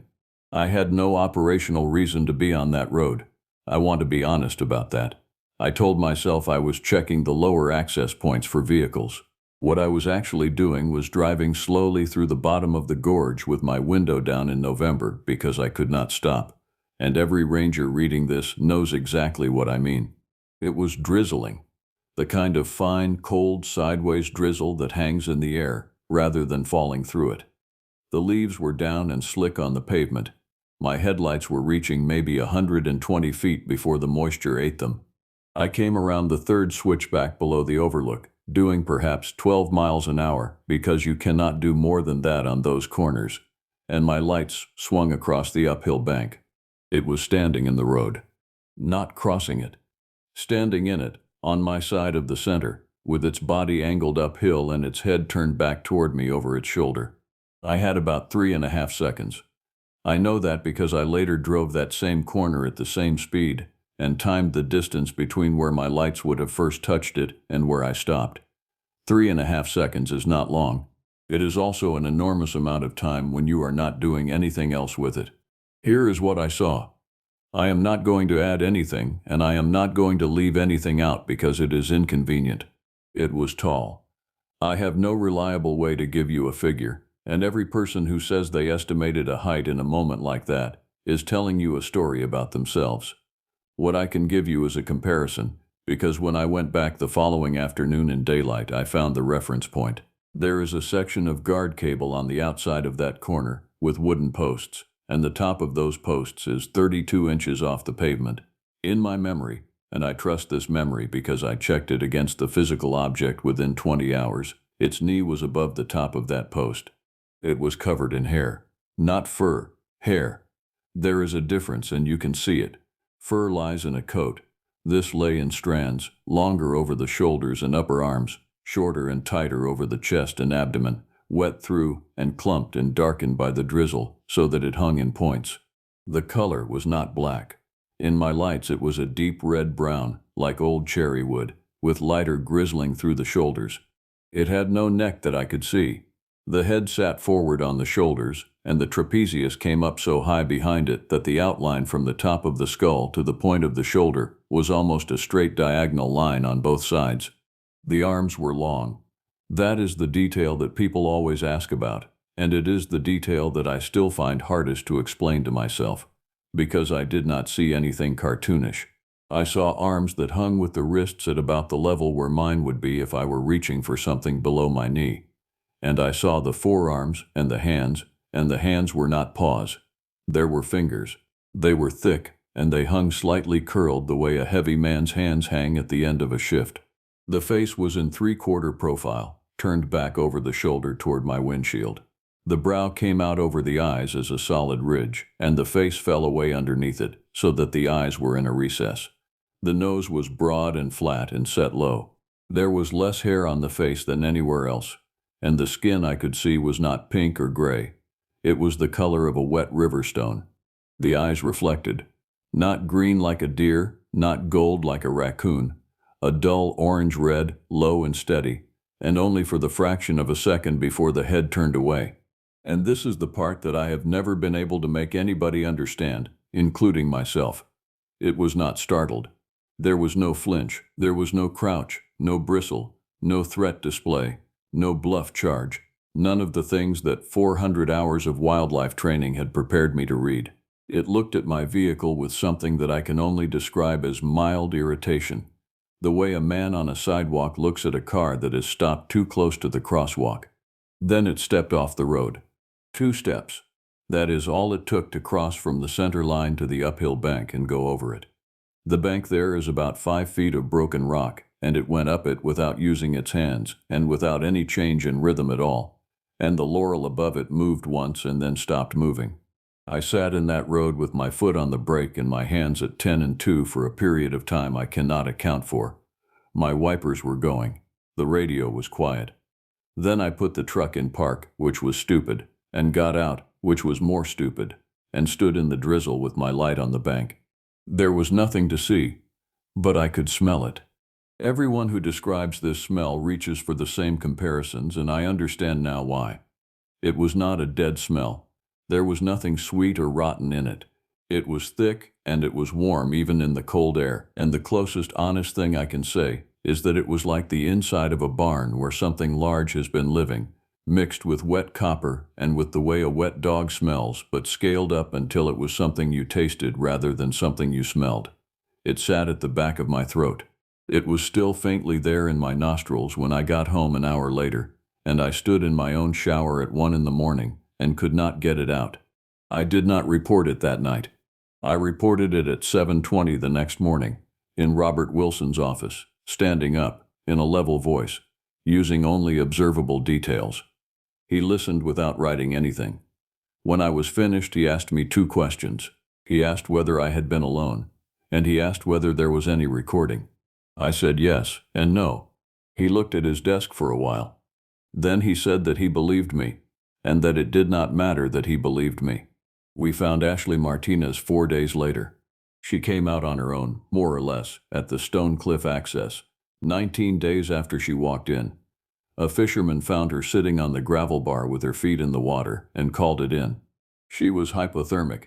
She had lost, they estimated, close to 20 pounds. Her feet were in a condition that took surgery to correct, and she has never walked the same since. She had abrasions on both forearms consistent with crawling through woody stems, which is exactly what a laurel hell does to a person. She was severely dehydrated, in spite of having sat down beside a river. She had no memory gaps in the clinical sense. She could tell you every day. What she would not do was explain them. I sat with her for 11 minutes at the hospital in Beckley, with a family member present and a sheriff's investigator taking notes, and she answered every procedural question fully and pleasantly. Where she left the trail, why, when she realized she was turned around, what she ate, which was almost nothing, where she slept, which was under a rock shelf she could describe well enough that we located it afterward, 3/4 of a mile from a road she never found. Then the investigator asked her whether she had encountered any other person or animal. She said no. He asked whether she had been frightened. She said yes, and then she said something that made everyone in that room stop writing. She said that on the 4th night, something had come down and stood between her and the shelter of that rock shelf, and stayed there, and did not move for hours, and that she had understood, in a way she could not defend, that it was not standing between her and the shelf. It was standing between her and whatever else was coming down the drainage. The investigator asked her what the other thing was. She said that she did not see it. She said only that when it went past on the other side, and that the standing thing had turned its head to follow it and had made a sound she felt in the ground. Then she asked if she could stop, and we stopped. She has never given an interview. She has never posted about it. I checked for 2 years, and then I made myself stop checking. Whatever she took out of that drainage, she has kept. The report exists. I want to be clear about that because people assume there is some room where these things get shredded, and there is not.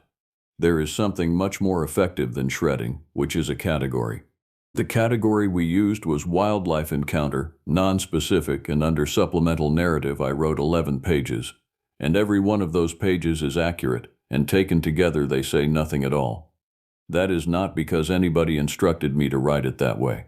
It is because that is what happens when a person trained to write only what can be defended tries to describe something that cannot be. Robert Wilson signed it. He retired 14 months later, at 48 years old, which was earlier than he had planned, and at his going-away gathering he shook my hand and held onto it a second too long, and said that he had gone back and pulled his own 1998 file from Arbuckle Creek, and that the photographs were missing from it, and that he did not want to know why. James Smith did not take the permanent position when it was offered to him the following spring. He took one in a park in the desert Southwest, which he told me was because of his wife's family, and which I believe was partly true. We still speak. He has never once brought up that autumn on his own, and the 2 times I brought it up he changed the subject inside of one sentence. Emily Johnson quietly built a folder. Not officially. She called it the pattern file, and it was a plain gray folder with photocopies of everything we had found in the company records, plus everything she found afterward, and by the time she transferred out she had entries from 1890 through the present decade. She left me a copy. There is an entry in it from a highway department crew in 1982. There is an entry from a fire tower log in 1951. There is an entry from a church newsletter in 1930. All of them are boring. All of them are short. All of them describe the same thing without ever once naming it. And that consistency of silence is, to me, more persuasive than any photograph would be. Jessica Garcia retired Ruger the following year, earlier than planned. She told me it was his hips. Handlers do not lie to other professionals about a dog's hips, so I take her at her word. I also noticed that she did not take another dog for 2 years afterward, and that when she did, she took only cadaver assignments and no live finds. I have never asked her about that. Amanda Clark still has the images. She showed them once, at a training in Harper's Ferry, to a small group, without context, and asked people what they thought the camera was looking at. She told me later that the most common answer was a bear rubbing on the tree, and that when she pointed out that the fur pattern in the frame did not compress or move across 41 separate events over 11 nights, and that a rubbing bear leaves hair on the housing and there was none, the room got quiet, and then somebody changed the subject. She keeps the drive in a fireproof box. She has never posted a single frame. Michael Williams kept guiding for 3 more seasons.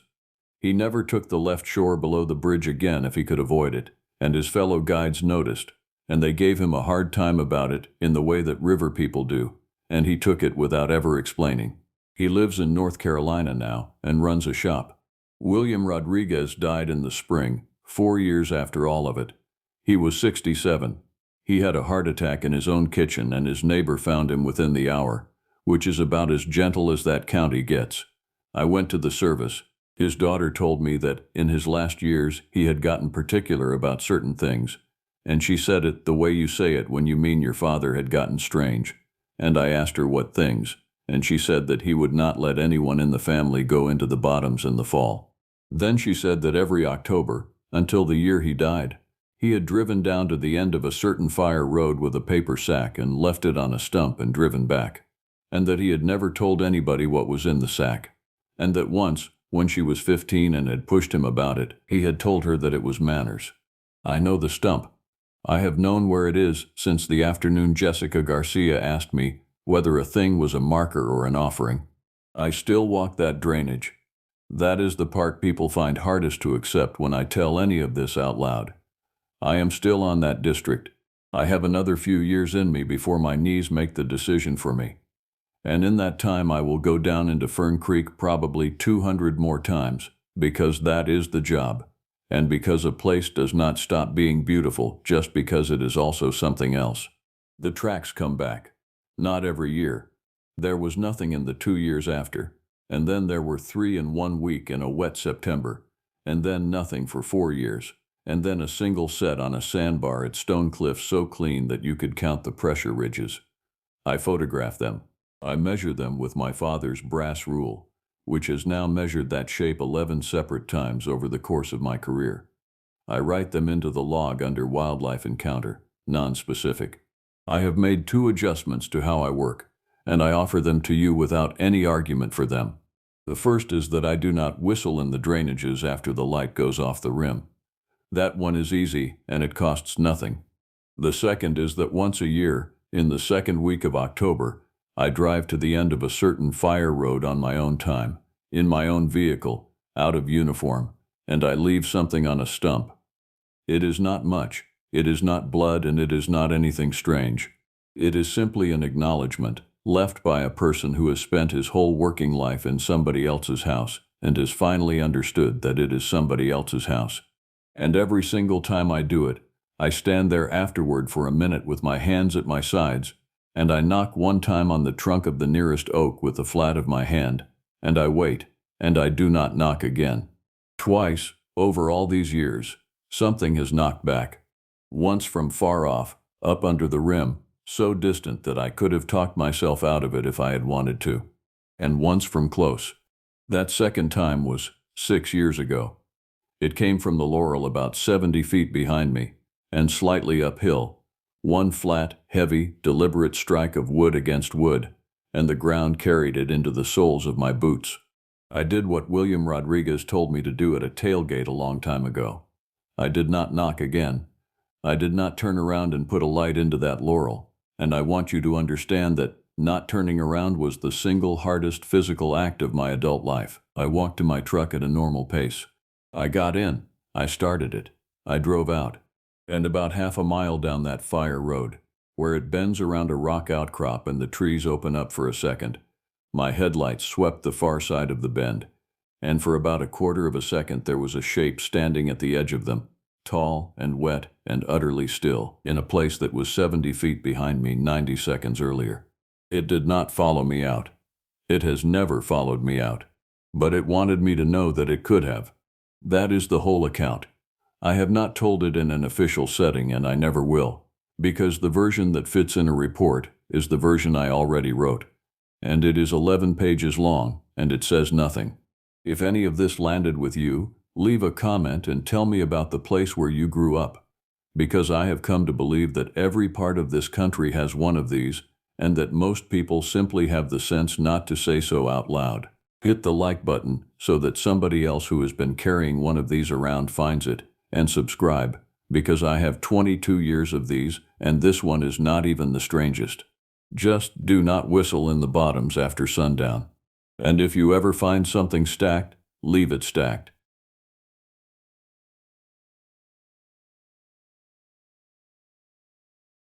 There is a locked drawer in the back office of the old station house at Glen Jean, and the plaster cast inside it has never been given a case number. I have worked in the New River Gorge for 14 years. I have pulled swimmers out of the hydraulic below Sandstone Falls. I have carried a broken climber down the endless wall on a litter with 6 other people at 2 in the morning, all of us slipping on wet sandstone, all of us pretending we were not afraid. I have written reports on drownings, on falls, on people who came here to see the bridge and never went home. Every one of those reports has a number. Every one of them exists somewhere in a system that a person can search. The cast in that drawer does not. It is 19 inches long and 8.5 inches wide at the ball of the foot. There are 5 toes.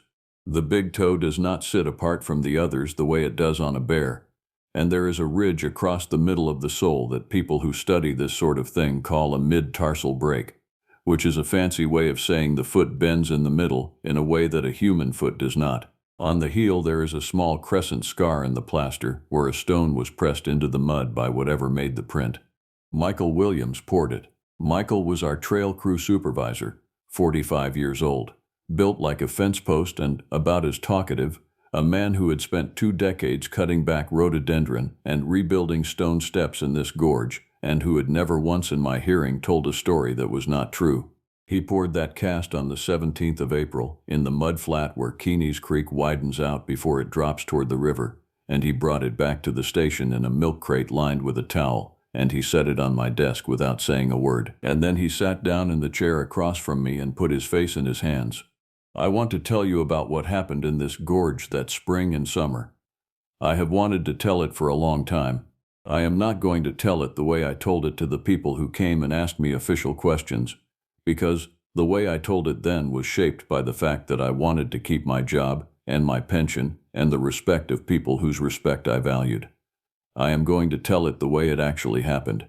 If you have ever stood on the overlook at Grandview and looked down at that horseshoe bend, you know that the New River Gorge is not like other places. The river below you is one of the oldest rivers on this continent, older than the mountains it cut through, and it has been cutting for a very long time. The gorge it made is 1,000 feet deep in places and 53 miles long, and the walls of it are covered in a forest so thick that in June you can stand 10 feet from a person and not see them. There are 70,000 acres in the park and preserve. Most of that acreage has never had a human foot set on it in living memory, not one. People assume that because there is a road on the rim and a bridge across the top and a visitor center with a gift shop, the whole thing has been walked. It has not. The rhododendron thickets in the side hollows are so dense that trail crews call them laurel hells, and the name is not a joke. You can lose your sense of direction inside one in 30 seconds.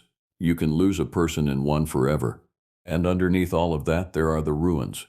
That is the part visitors do not understand. This gorge was industrial. From the 1870s to the middle of the last century, there were coal camps stacked all down both walls. Whole towns of 2,000 people, with schools and company stores and rail sidings and coke ovens burning day and night. Nuttallburg, Kmore, Thurmond, Elverton, Brooklyn, Red Ash, Sewell. Then the coal ran out and the people left, and the forest came back over the top of all of it. Now there are stone foundations under the moss. There are lines of coke ovens like brick mouths half swallowed by soil. There are mine portals blasted shut and mine portals not blasted shut. There is a conveyor at Nuttallburg that runs 1,300 feet straight up the mountain, and it is still standing, rusted and enormous. And when the wind moves through it, it sounds like something breathing. That is the country I patrol. That is the country the thing was in. Emily Johnson was on the radio that April. Emily was 38, a law enforcement ranger who had rotated into dispatch after a knee surgery, and who was, by an enormous margin, the most competent person in the park. She had a voice on the radio that could talk a panicking father down from a ledge. She had also, and this matters, absolutely no patience for nonsense. If Emily Johnson had told me at any point that spring that we were all imagining things, I would probably have believed her, and this story would have a different ending. She did not tell me that. She was the first one who told me it was real. The calls started in March. Not incidents, not injuries, just calls. A father from Ohio who reported that something had thrown rocks at his tent at the Stone Cliff camping area. 3 rocks, over an hour, none of them close enough to hit, but all of them close enough to be meant. A couple on the Kmore Miners Trail who heard, they said, a woman screaming from the direction of the coke ovens and who called us in a panic, and we sent 2 people down 821 steps in the rain and found nothing at all. A trail runner on the Arrowhead system who said a tree limb the size of her thigh came down across the trail behind her when there was no wind. None of those calls means anything on its own. In a park with 1.5 million visitors a year, you get all of it. You get people who hear owls and think they hear murder. You get people who see a black bear stand up on its hind legs at 100 yards through fog and swear on their mother that it was 8 feet tall. But Emily kept a legal pad by the radio, and by the 10th of April, the legal pad had 31 entries on it, and every single entry was inside the same 3-mile stretch of the gorge, and 26 of them were between the hours of 9 at night and 4 in the morning. She showed me the pad on a Tuesday. She had drawn a map on the back of it, a rough oval around Keeney's Creek and the Nuttallburg side and the old rail grade, and she had marked the entries with dots, and the dots made a shape. Not a random scatter, a shape, something moving in a circuit, hollow to hollow, up and down the same drainage, the way a bear works a territory, except no bear throws rocks in a pattern for an hour and then stops. I said something dismissive. I do not remember exactly what. I remember her face when I said it. Then Michael Williams came in with the milk crate and set it on my desk and put his face in his hands. Michael did not want to talk about it in the office. He wanted to show me.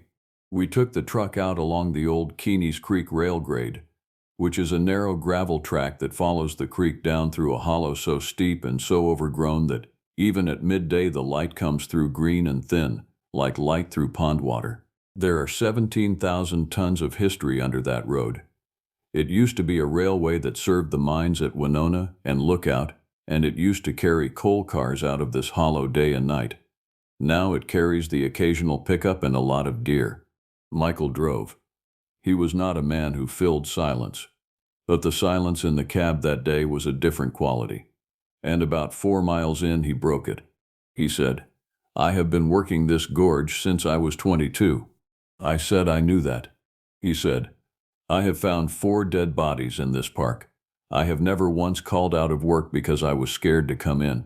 Then he stopped talking again and we drove. The mud flat is where the creek slows before it drops into the last cascade above the river. In April there had been 11 days of rain, and the flat was a smooth apron of silt about 40 feet across, the kind of surface that holds an impression like wet clay. Michael parked, and we walked down, and he stopped about 20 feet short and pointed and let me go on alone, which I understood later was a kindness. He wanted me to see it without him standing over me telling me what I was seeing. There were 14 prints. I counted them twice. They came out of the water on the north side, crossed the flat at a diagonal, and went up into the rhododendron on the south side. The stride between them was 52 inches. I measured it with the tape from my pack because I did not believe my own eyes. 52 inches, heel to heel, and consistent. My stride at a normal walking pace is about 27 inches. I am 5'11". To make a 52-inch stride, I have to lunge, and I cannot do it 14 times in a row through 8 inches of sucking mud without my prints changing shape as I fight for balance. These prints did not change shape. Every one of them was the same. Same depth, same clean edge, same weight distribution, heavier on the outside of the sole, the way a person walks when they are carrying something. They were 19 inches long. I stood there in that hollow with the creek going and the green light coming down, and I felt something I had not felt in 14 years of this work, which was the specific and physical sensation of my understanding of the world being asked a question it could not answer.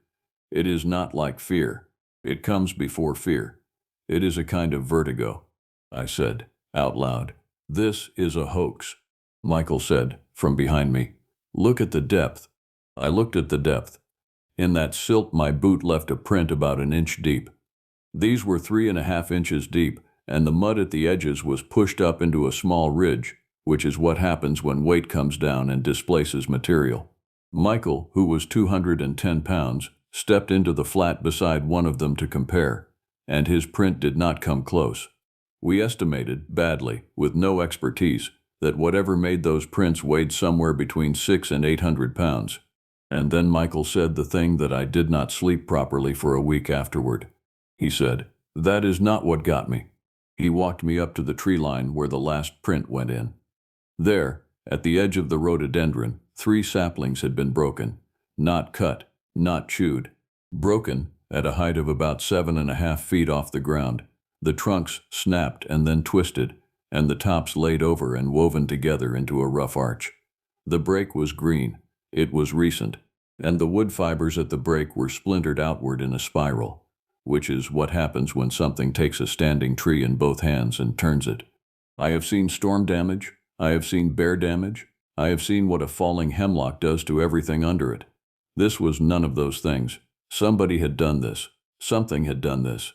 And it had done it at a height I could not reach with my arms straight up over my head. We took the cast that day. Michael carried the plaster and the water in from the truck, and we poured 3 of the prints, and only one came out clean, and that is the one in the drawer. On the way out, he told me the rest.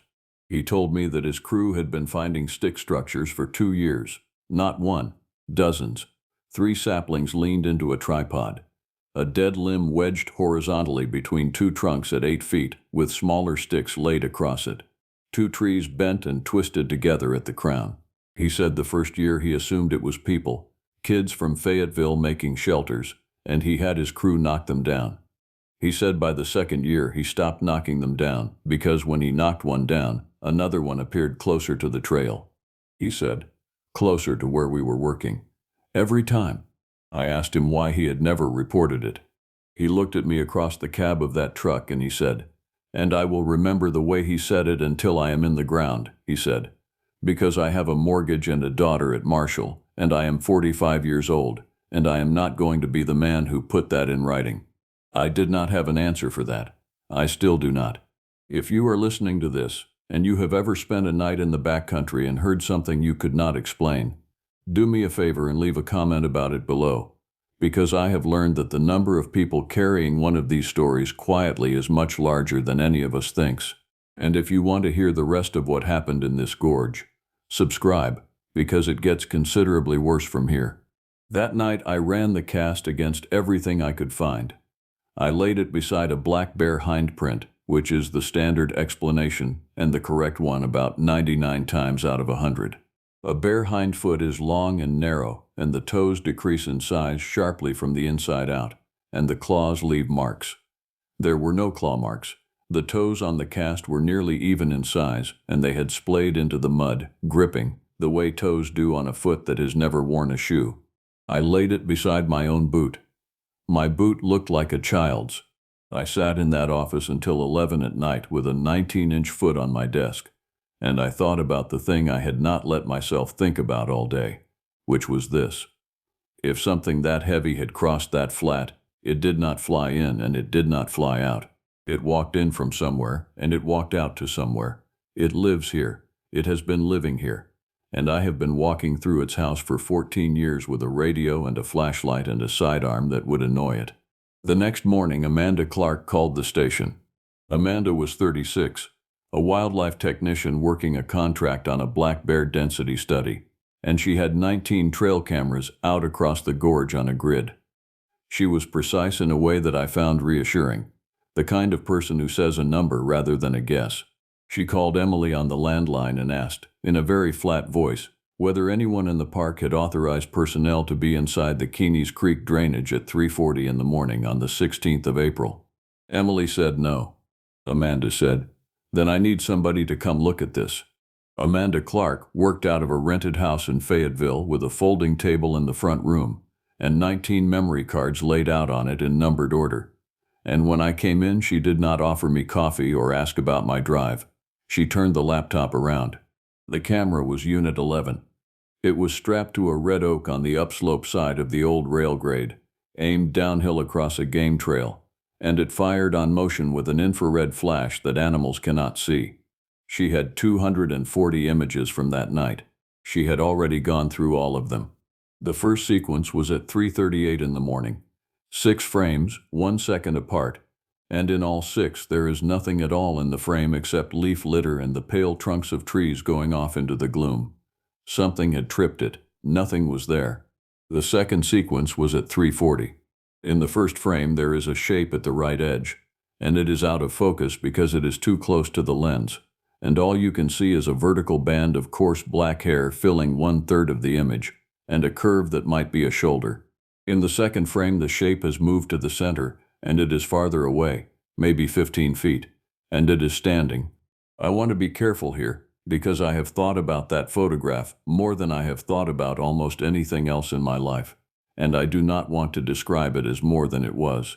It was a bad photograph. It was infrared, which flattens everything into gray. It was slightly blurred by motion. A person who wanted to explain it away could explain it away. And I have listened to people do exactly that, and I have not argued with them. But here is what was in it. Something was standing on 2 legs on that game trail.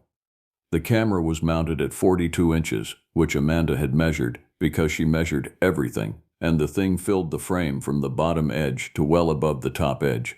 The head was not in the picture. What was in the picture was a torso, and it was not shaped like a person. The shoulders were too wide relative to the waist and they sat forward, and the neck, what you could see of the base of it, went straight down into the shoulders without the narrowing that a human neck has. The arms hung to a point below the level of where a human wrist would be. There was hair over all of it, and you could see the direction of the hair, and it lay along the muscle, and under the hair on the left side of the chest there was a shadow that Amanda said, and she was right, was the definition of a pectoral. The third frame was empty. It had moved out of the field in less than 1 second. Amanda said, I have 11,000 animal photographs from this grid. I can tell you the sex of a bear from a rear shot at 40 feet. She said, this is not a bear standing up. She said the word bipedal about 4 times, and then she stopped saying it, and she sat down on the arm of the couch and she said, quietly, I do not know what to do with this. That was the sentence. That was the whole spring in one sentence. Nobody knew what to do with it. There was no form. There was no box to check. There is a procedure for a fatality, and a procedure for a lost person, and a procedure for a bear that has become food conditioned, and there is no procedure at all for a photograph of a 9-foot animal standing in a place where no such animal exists. She had a second thing to show me. She had been leaving an audio recorder out on a separate study. She played me 11 seconds of it. There was a knock, a single hard percussive crack, like a bat against a fence post, and then a pause of about 4 seconds, and then 2 more knocks in quick succession. Then silence. Then, from farther away, much farther, faint on the recording, 3 knocks answered back. 2 of them. There were 2 of them. I drove back to the station, and I told Emily, and Emily did not laugh, and by then I had stopped expecting anyone to laugh, and that was somehow the worst part. If one person had laughed at me that spring, I think it would have been a relief. On the 29th of April, Jessica Garcia's phone rang at 4 in the afternoon, and everything changed from a curiosity into a crisis. Jessica was 41, and she coordinated search and rescue for the park, which in the New River Gorge means she coordinated a standing partnership between our staff and about 9 county and volunteer organizations. She was small, and she was direct, and she had run more than 60 searches in that gorge, and she had a reputation, which was earned, for never losing her temper and never losing a subject. The call was a hiker named Daniel Petrie, 27, from Charlotte. He had come up for a long weekend with 2 friends. They had done the endless wall trail out to Diamond Point, which is a walk almost anybody can do, 2.5 miles of level ground on the rim through hemlock and rhododendron with a 150-foot cliff dropping away on one side. Diamond Point is where every photograph of this gorge gets taken. On a Saturday, you can wait in a line to stand there. The 3 of them walked out to the point. Daniel wanted to see the Nuttleberg conveyor from a break in the trees a little farther along. He told his friends he would catch up in 10 minutes. He walked around a bend in the trail with a phone in his hand and 1 bottle of water and no pack. He did not catch up. His friends waited 40 minutes and then went looking and then called us at 4:11. We had people on the trail by 4:50. It was the easiest search anybody could ask for. Level ground, defined corridor, cliff on one side, which sounds bad but which is actually good because it constrains the problem. 900 feet of trail between where he was last seen and where his friends turned around. We searched that 900 feet for 2 hours before Jessica called in the county teams, and by then it was the whole rim, and by midnight we had 51 people out there, and by the second morning we had 2 canine units, a helicopter with a thermal camera, and technical teams on ropes going down the cliff face below the trail because the obvious and terrible answer was that he had stepped off the edge. He was not on the cliff face. The dogs did not lose the scent, which is the part that Jessica could never let go of. The dogs did not lose it. They followed it off the trail on the uphill side, away from the cliff, into the rhododendron, in a straight line for about 200 yards. And then all 3 dogs on 3 separate runs did the same thing at the same place, which was to stop and refuse and turn around. Not lose the scent. Refuse. One of the handlers, a man from Raleigh County with 20 years on him, told Jessica that his dog had done that exactly once before, at a scene he did not want to describe, and he asked her, in a low voice, what she wanted him to write in his report. Jessica said, "Write what happened." He said, "I would rather not." We searched for 11 days. 260 people at the peak. We covered the drainage below the rim, both sides of Fern Creek, the old Nuttleberg bench, the mine bench trail, the conveyor line, the river. We put out a reward. We interviewed everybody who had signed a register. We never found him. Not a shoe, not a phone, not a bone, nothing. I have to tell you something about that gorge and about this country in general, because it is the thing that keeps me up. People go missing in the national parks at a rate that most visitors would find surprising, and the great majority of those cases resolve, and the ones that resolve badly usually resolve in a way that makes sense. Water, height, weather, a wrong turn and a cold night. Those are the answers, and those are almost always the answers, and I do not want anybody hearing this to walk away thinking the woods are full of monsters, because the woods are mostly full of physics. But a man walked around a bend on level ground in daylight 900 feet from his friends and stopped existing, and 3 dogs walked 200 yards toward whatever happened to him and then would not walk any farther. On the 9th day of the search, at 11 at night, I was standing at the trailhead at Fern Creek with a clipboard, checking teams back in, and the woods on the other side of the parking area made a sound. It was a whistle. 2 notes, descending, the second one held. Clean and very loud, and it came from maybe 200 feet in.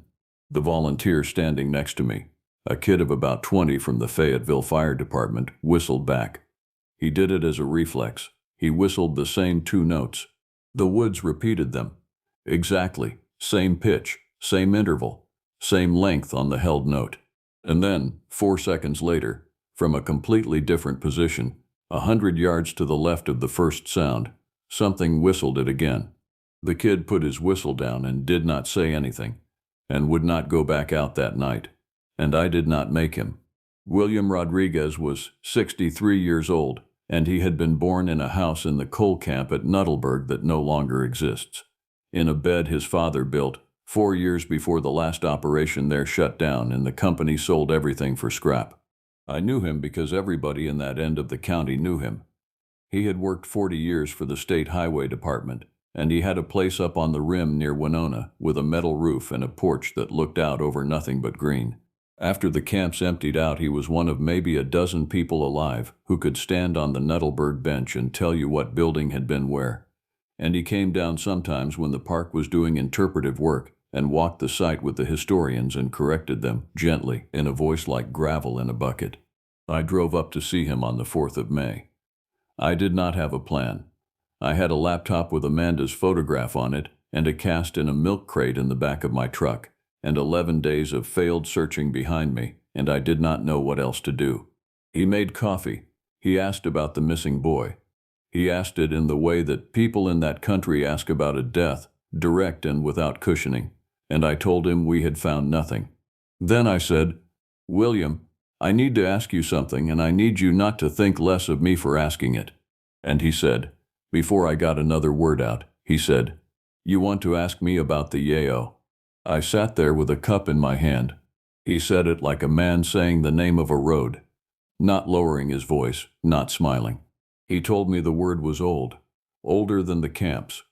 He said his grandmother, who came into this gorge in 1916 from a farm on the other side of Fayette County, had used it, and that her people had used it, and that they had gotten it from the people who were in these hollows before them. In Kentucky and in southern West Virginia, the old stories call it the yayo, sometimes the yahoo, sometimes the wild man, and there are versions of the tale collected by folklore people going back over 100 years, and in some of those tales it is almost a comedy, a hairy giant that steals a man and keeps him and grieves when he escapes. William did not tell it as a comedy. He told me that the camps had rules about it. Nothing written down, nothing anybody would say to a company man. The rules were, you do not go up Short Creek after supper. You do not answer a whistle. If you hear knocking on wood at night and you are outside, you go in the house and you do not look out the window. And the reason is not that it will hurt you if you look. It is that if it sees you looking, it will know you can see it, and then it will start coming back. I asked him if he believed it. He put his cup down, and he was quiet for long enough that I heard the refrigerator cycle in the other room. He said, "In 1971, I was working night patch on Route 16, and I came around the turn above the old Beery place, and there was one standing in the road. He said it was in the headlights for 2 seconds. He said it went up the bank on the uphill side, which was a cut bank about 8 feet high, and it went up in one motion without using its hands. He said the thing he remembered was not the size and not the hair. It was that, when it turned to go, it looked at the truck over its shoulder, and it moved its head the way a man moves his head, and there was consideration in it. He said, it decided to leave. It was not startled, it decided. He said, I did not tell my wife for 9 years. Then he asked me what I had, and I showed him. He looked at Amanda's photograph for a long time without any expression at all. He looked at the cast longer. He ran his thumb along the ridge across the middle of the sole, the mid-tarsal break, and he nodded once as though something had been settled. And then he handed it back to me and said the thing I had driven up there to hear without knowing it. He said, the camps are why. He said, think about what this gorge was. 90 years of blasting, 90 years of coke ovens burning all night, of engines and tipples and 2,000 people to a camp and rail traffic around the clock, all of it packed into the bottom of this gorge and up both walls. He said, whatever lives back in these hollows, it went to the high ground in the far ends, and it waited us out. And then the coal ran out, and the people left, and the forest came back, and now there is nobody down there at night for 53 miles except a handful of rangers and some campers on a weekend. He said, it did not come back. It never left. We left.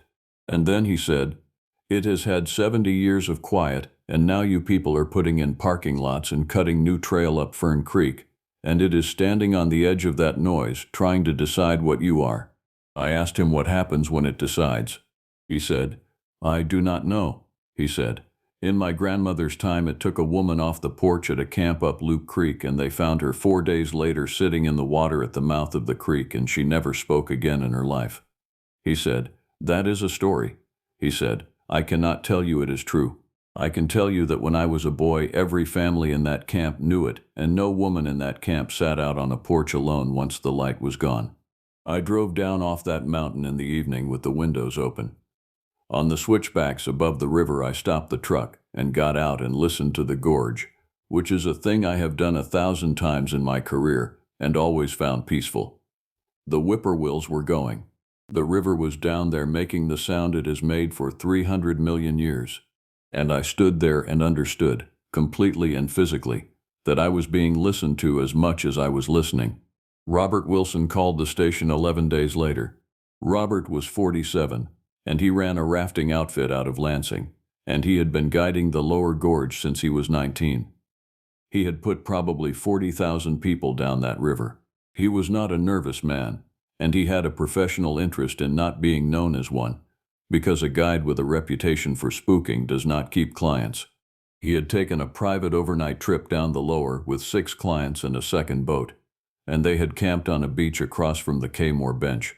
And at some point after 1 in the morning, something had come out of the tree line on the far bank and waded into the river. He said he heard it before he saw it. He said the sound was wrong for a deer, because deer cross fast and light, and this was slow, and it was heavy, and there was a rhythm to it, a step and a pause, a step and a pause, like something feeling for footing and current at night without any trouble at all. He said the moon was up. He said he stood at the edge of the water with a headlamp in his hand and did not turn it on, and he watched a shape go across a section of the new river that he personally would not swim, upright, chest deep in the middle, carrying its arms up out of the water. He said it stopped in the middle of the river. He said it stood in that current, in a place where the water would take a strong man off his feet, and it turned its upper body and looked at the beach where 8 people were sleeping, and it stayed like that for what he estimated at 40 seconds, and then it kept going and went up the far bank and into the rhododendron, and the rhododendron closed.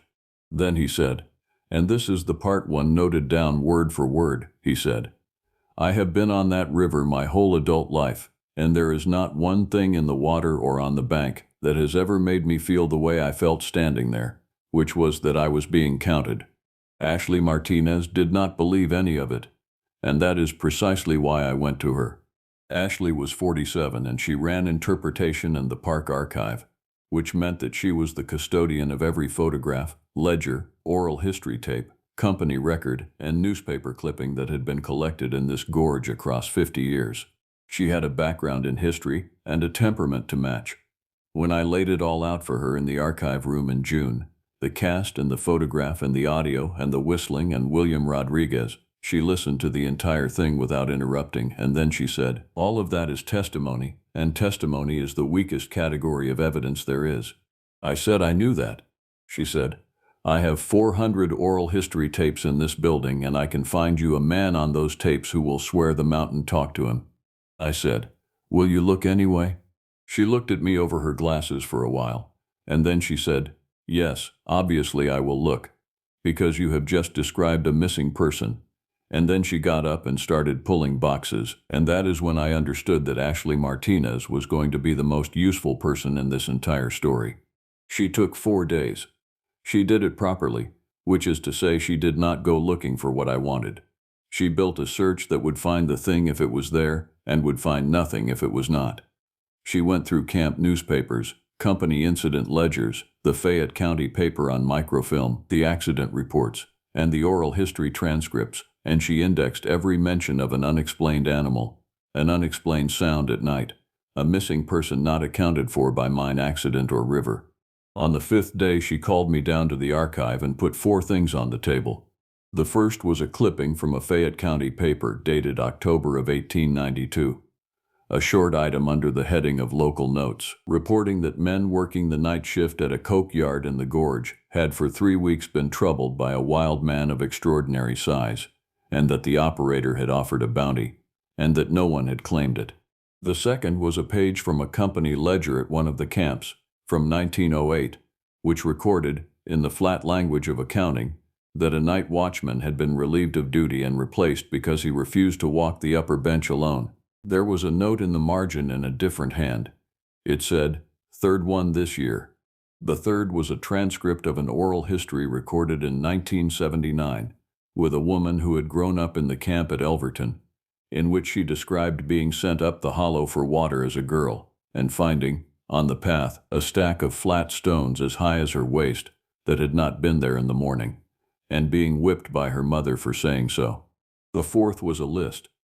Ashley had gone through 80 years of records and pulled every disappearance in this stretch of the gorge that was never resolved and never explained by mine, river, or weather. There were 9. She had marked the location of each on a photocopy of a topographic map. 7 of the 9 were inside the oval that Emily Johnson had drawn on the back of a legal pad in April. Ashley sat down across from me and she did not say anything for a while, and then she said, in a voice I had never heard her use, she said, "I want to state clearly that this is a pattern in the records and not a proof of anything," she said. "People vanish along transportation corridors, and this hollow was a transportation corridor." Then she said, "And I want to state that I no longer want to walk out to my car at night." We went in on the 22nd of June. This was not sanctioned. I want to be honest about that. There was no operation. There was no plan number. What there was 5 people who had reached the same place at the same time and could not stand it any longer, and who had a day off. James Smith came, and I have not told you about James yet, and I should, because of what happened.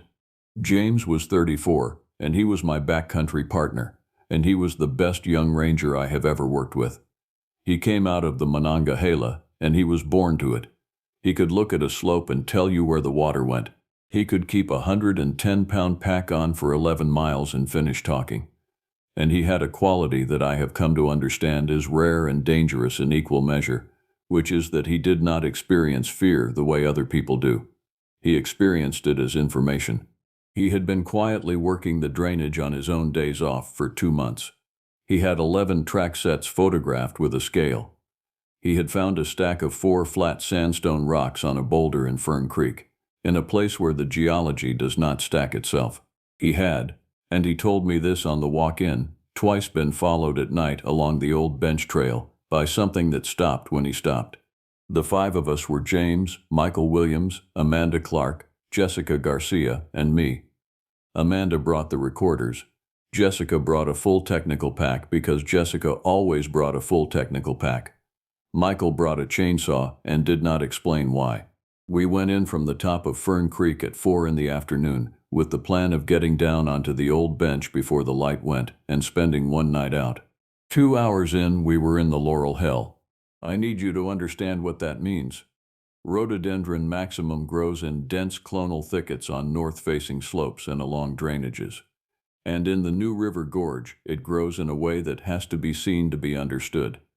The trunks are not straight. They curve and lean and cross each other and grow back on themselves. And they are the thickness of your arm. And there are hundreds of them in a space the size of a room. And the leaves overhead close out the sky entirely. You do not walk through it. You crawl through it and over it and under it. The ground vanishes. Compass work becomes almost meaningless because you cannot travel in a straight line for more than 4 feet. Sound behaves strangely inside it, muffled in one direction and carried in another. And the light inside a laurel hell in the late afternoon is a green underwater half-light that goes out very suddenly. We were in it for 40 minutes, and we had made perhaps 300 yards. Michael found the first structure. He called out, and we came to him, and there was a dead poplar limb, close to 14 feet long and thick as a leg, laid horizontally through the crotches of 2 rhododendron trunks at a height of about 7 feet. Under it, leaning up against it from both sides, were maybe 20 smaller limbs, forming a rough triangular shelter with an opening at one end. Inside the opening, the leaf litter was compressed into a hollow about 6 feet long. Nobody said anything. James got down and photographed the hollow with a scale in it. Amanda put a recorder on a trunk. Jessica said, quietly, that we should think about our exit, and she was right. And I said we would go another 30 minutes. That was my decision, and I have thought about it a great deal. At 6:40 in the evening, with maybe an hour of usable light left in the thicket, the sound started. It came from upslope. It was a single hard knock on wood, and it was very close, close enough that I felt it in my chest. And it was answered within 2 seconds from downslope, from between us and the way out. Amanda said, out loud, "There are 2. And James said, "No," because a third knock came from the west, from the creek side, and it was not the same tone as either of the first 2. I have been in situations in this job where things were going badly. I have been on a rope with a man who was dying, but I have never in my life experienced anything like the specific animal terror of standing in a space where I could not see 10 feet in any direction and hearing something enormous move in the brush at 3 separate points around me, deliberately, and knowing with total certainty that I was inside a shape that had been drawn on purpose. Michael started the chainsaw. I understood then why he had carried it. He did not use it to cut. He pulled the cord and let it scream at full throttle and held it over his head. And the sound of it in that thicket was appalling, and the effect was instantaneous. Something enormous went away from us upslope through the rhododendron, and I do not know how to convey the sound of that, except to say that when a bear runs through laurel it sounds like an animal in brush, and this sounded like a vehicle. The tops of the rhododendron whipped in a line going up the hill for 60 or 70 feet. Then the second one moved, from below, and it did not run. It withdrew, in no hurry at all, and the brush moved in a slow line down toward the creek. We got out. It took us 2 hours, and we came out on the rim in the pitch black a half-mile from where we had gone in, and Jessica Garcia, who had run 60 searches in that gorge, was shaking so badly she could not work the clip on her pack, and she said to me at the truck, "I am never going in there again." She kept that promise. She transferred to a park in the desert southwest 14 months later. She and I still talk. We do not talk about this. Amanda's recorder was still on the trunk in the thicket. We did not go back for it that night. James Smith went back for it alone 8 days later.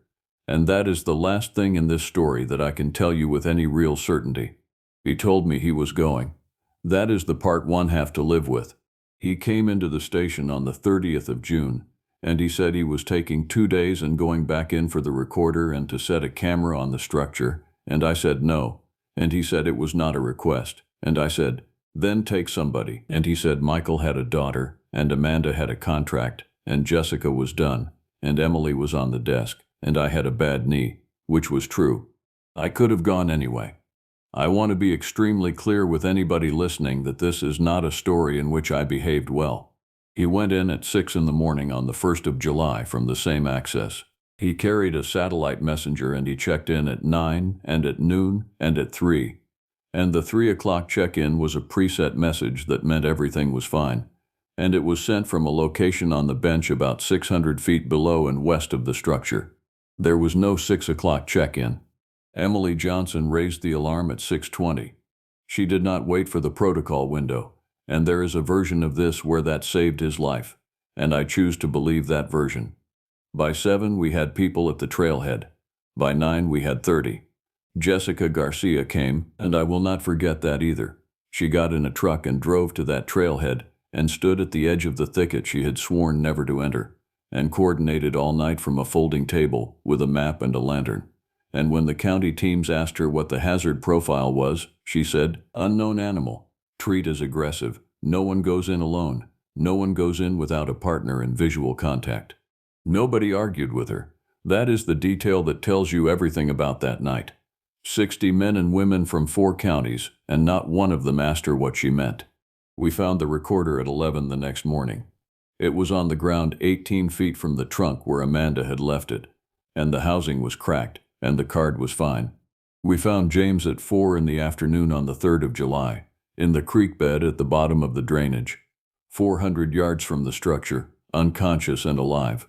He had a compound fracture of the left tibia, 3 broken ribs, a fractured left orbital bone, and hypothermia.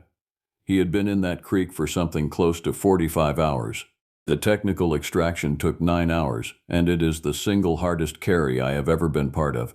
And we came out onto the rim at 1 in the morning with the whole gorge lit up below us, and I have never been so glad to hear a helicopter. He was in the trauma center in Charleston for 2 weeks. I sat with him a lot.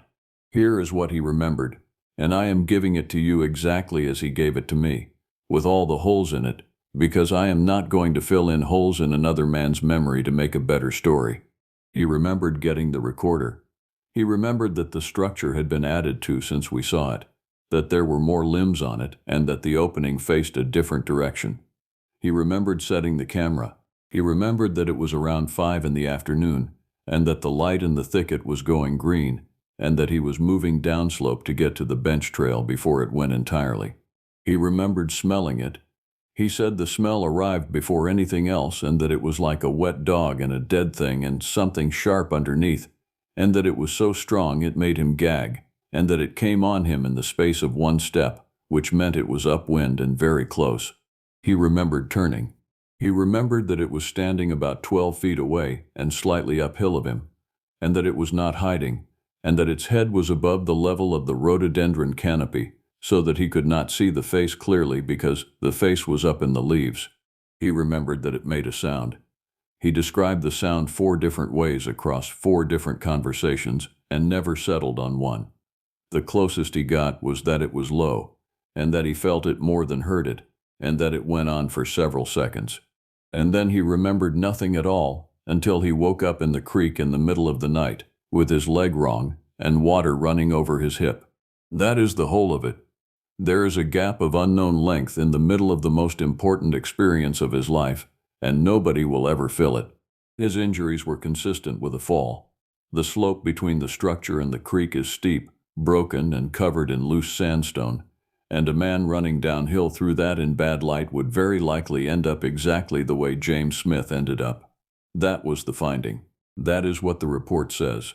That is, I want to say clearly, a completely reasonable finding.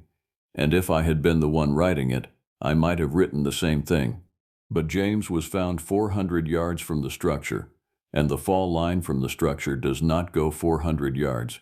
It goes about 90, and then it benches out. And James Smith weighed 195 pounds, and had a broken leg and a fractured skull, and was unconscious. And I have never once, in 14 years of hauling people out of that gorge, seen an unconscious man travel 300 yards down a broken drainage on his own. Amanda got 51 minutes of usable audio off the card before the housing cracked. For 47 of those minutes there is nothing but the thicket, wind, a wood thrush, water. At minute 48 there is a series of knocks, 4 of them, spaced. At minute 49 there is a sound that Amanda and I have listened to more times than is healthy for either of us. It is low. It starts as something like an exhalation, and it builds, and it drops in pitch as it builds, which is the wrong direction. and it lasts 11 seconds. And about 7 seconds in there is a modulation in the middle of it, a break, that sounds for all the world like the thing paused to take air. There is no animal in West Virginia that makes that sound. I have sent it, without context, to 4 people who work with wildlife acoustics. 3 of them said probably a bear or a bobcat, with the caveat that it did not really sound like either. The 4th called me on the phone instead of writing back, and asked me where I recorded it and how far away the animal was. And when I told her the microphone was on a tree and the animal was somewhere in the surrounding thicket, she was quiet, and then she said, then it was very large, and then she said she did not want to be cited. At minute 50 there is a human voice, very distant, and it is James, and he is shouting one word, and the word is unclear. At minute 51 the recorder falls, and the card ends. That was 3 years ago. James walks with a limp and works a desk in another region, and does not answer questions about it. Michael Williams retired early. Amanda Clark finished the bear study and left the state and told me she was done with field work, and she was 36 years old.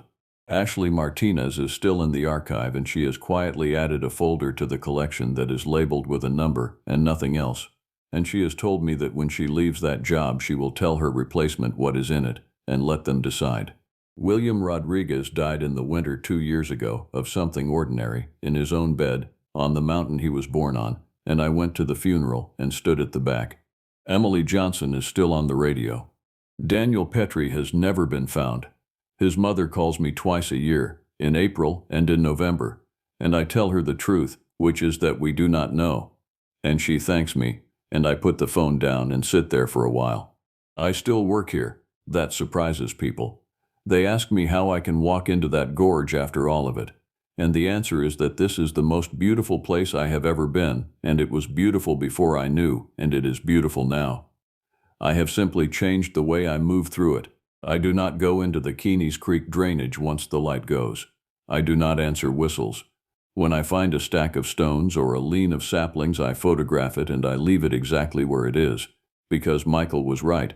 When you take one down, another one comes closer. And once or twice a year, standing out on the rim at the end of a long day with the light going and the whole gorge filling up with shadow below me, I hear a knock on wood come up out of that green, and I stand there with my hand on the truck door, and I do not knock back. If you have gotten this far, then you know why I have been carrying this, and I would like very much to hear from you. Tell me in the comments what you would have written in that report, because I have never decided. Leave a like if you want the rest of the cases I have not told yet, and subscribe so that the next one finds you, because there are 53 miles of that gorge, and I have only told you about 3 of them. There is a locked drawer in the back office of the old station house at Glen Jean. The cast is still in it. It still has no case number. And every spring, when the rain comes and the creek runs high and the mud flat goes smooth again, I drive out along that grade at first light and I park, and I walk down and I look. Some years there is nothing. Some years there is.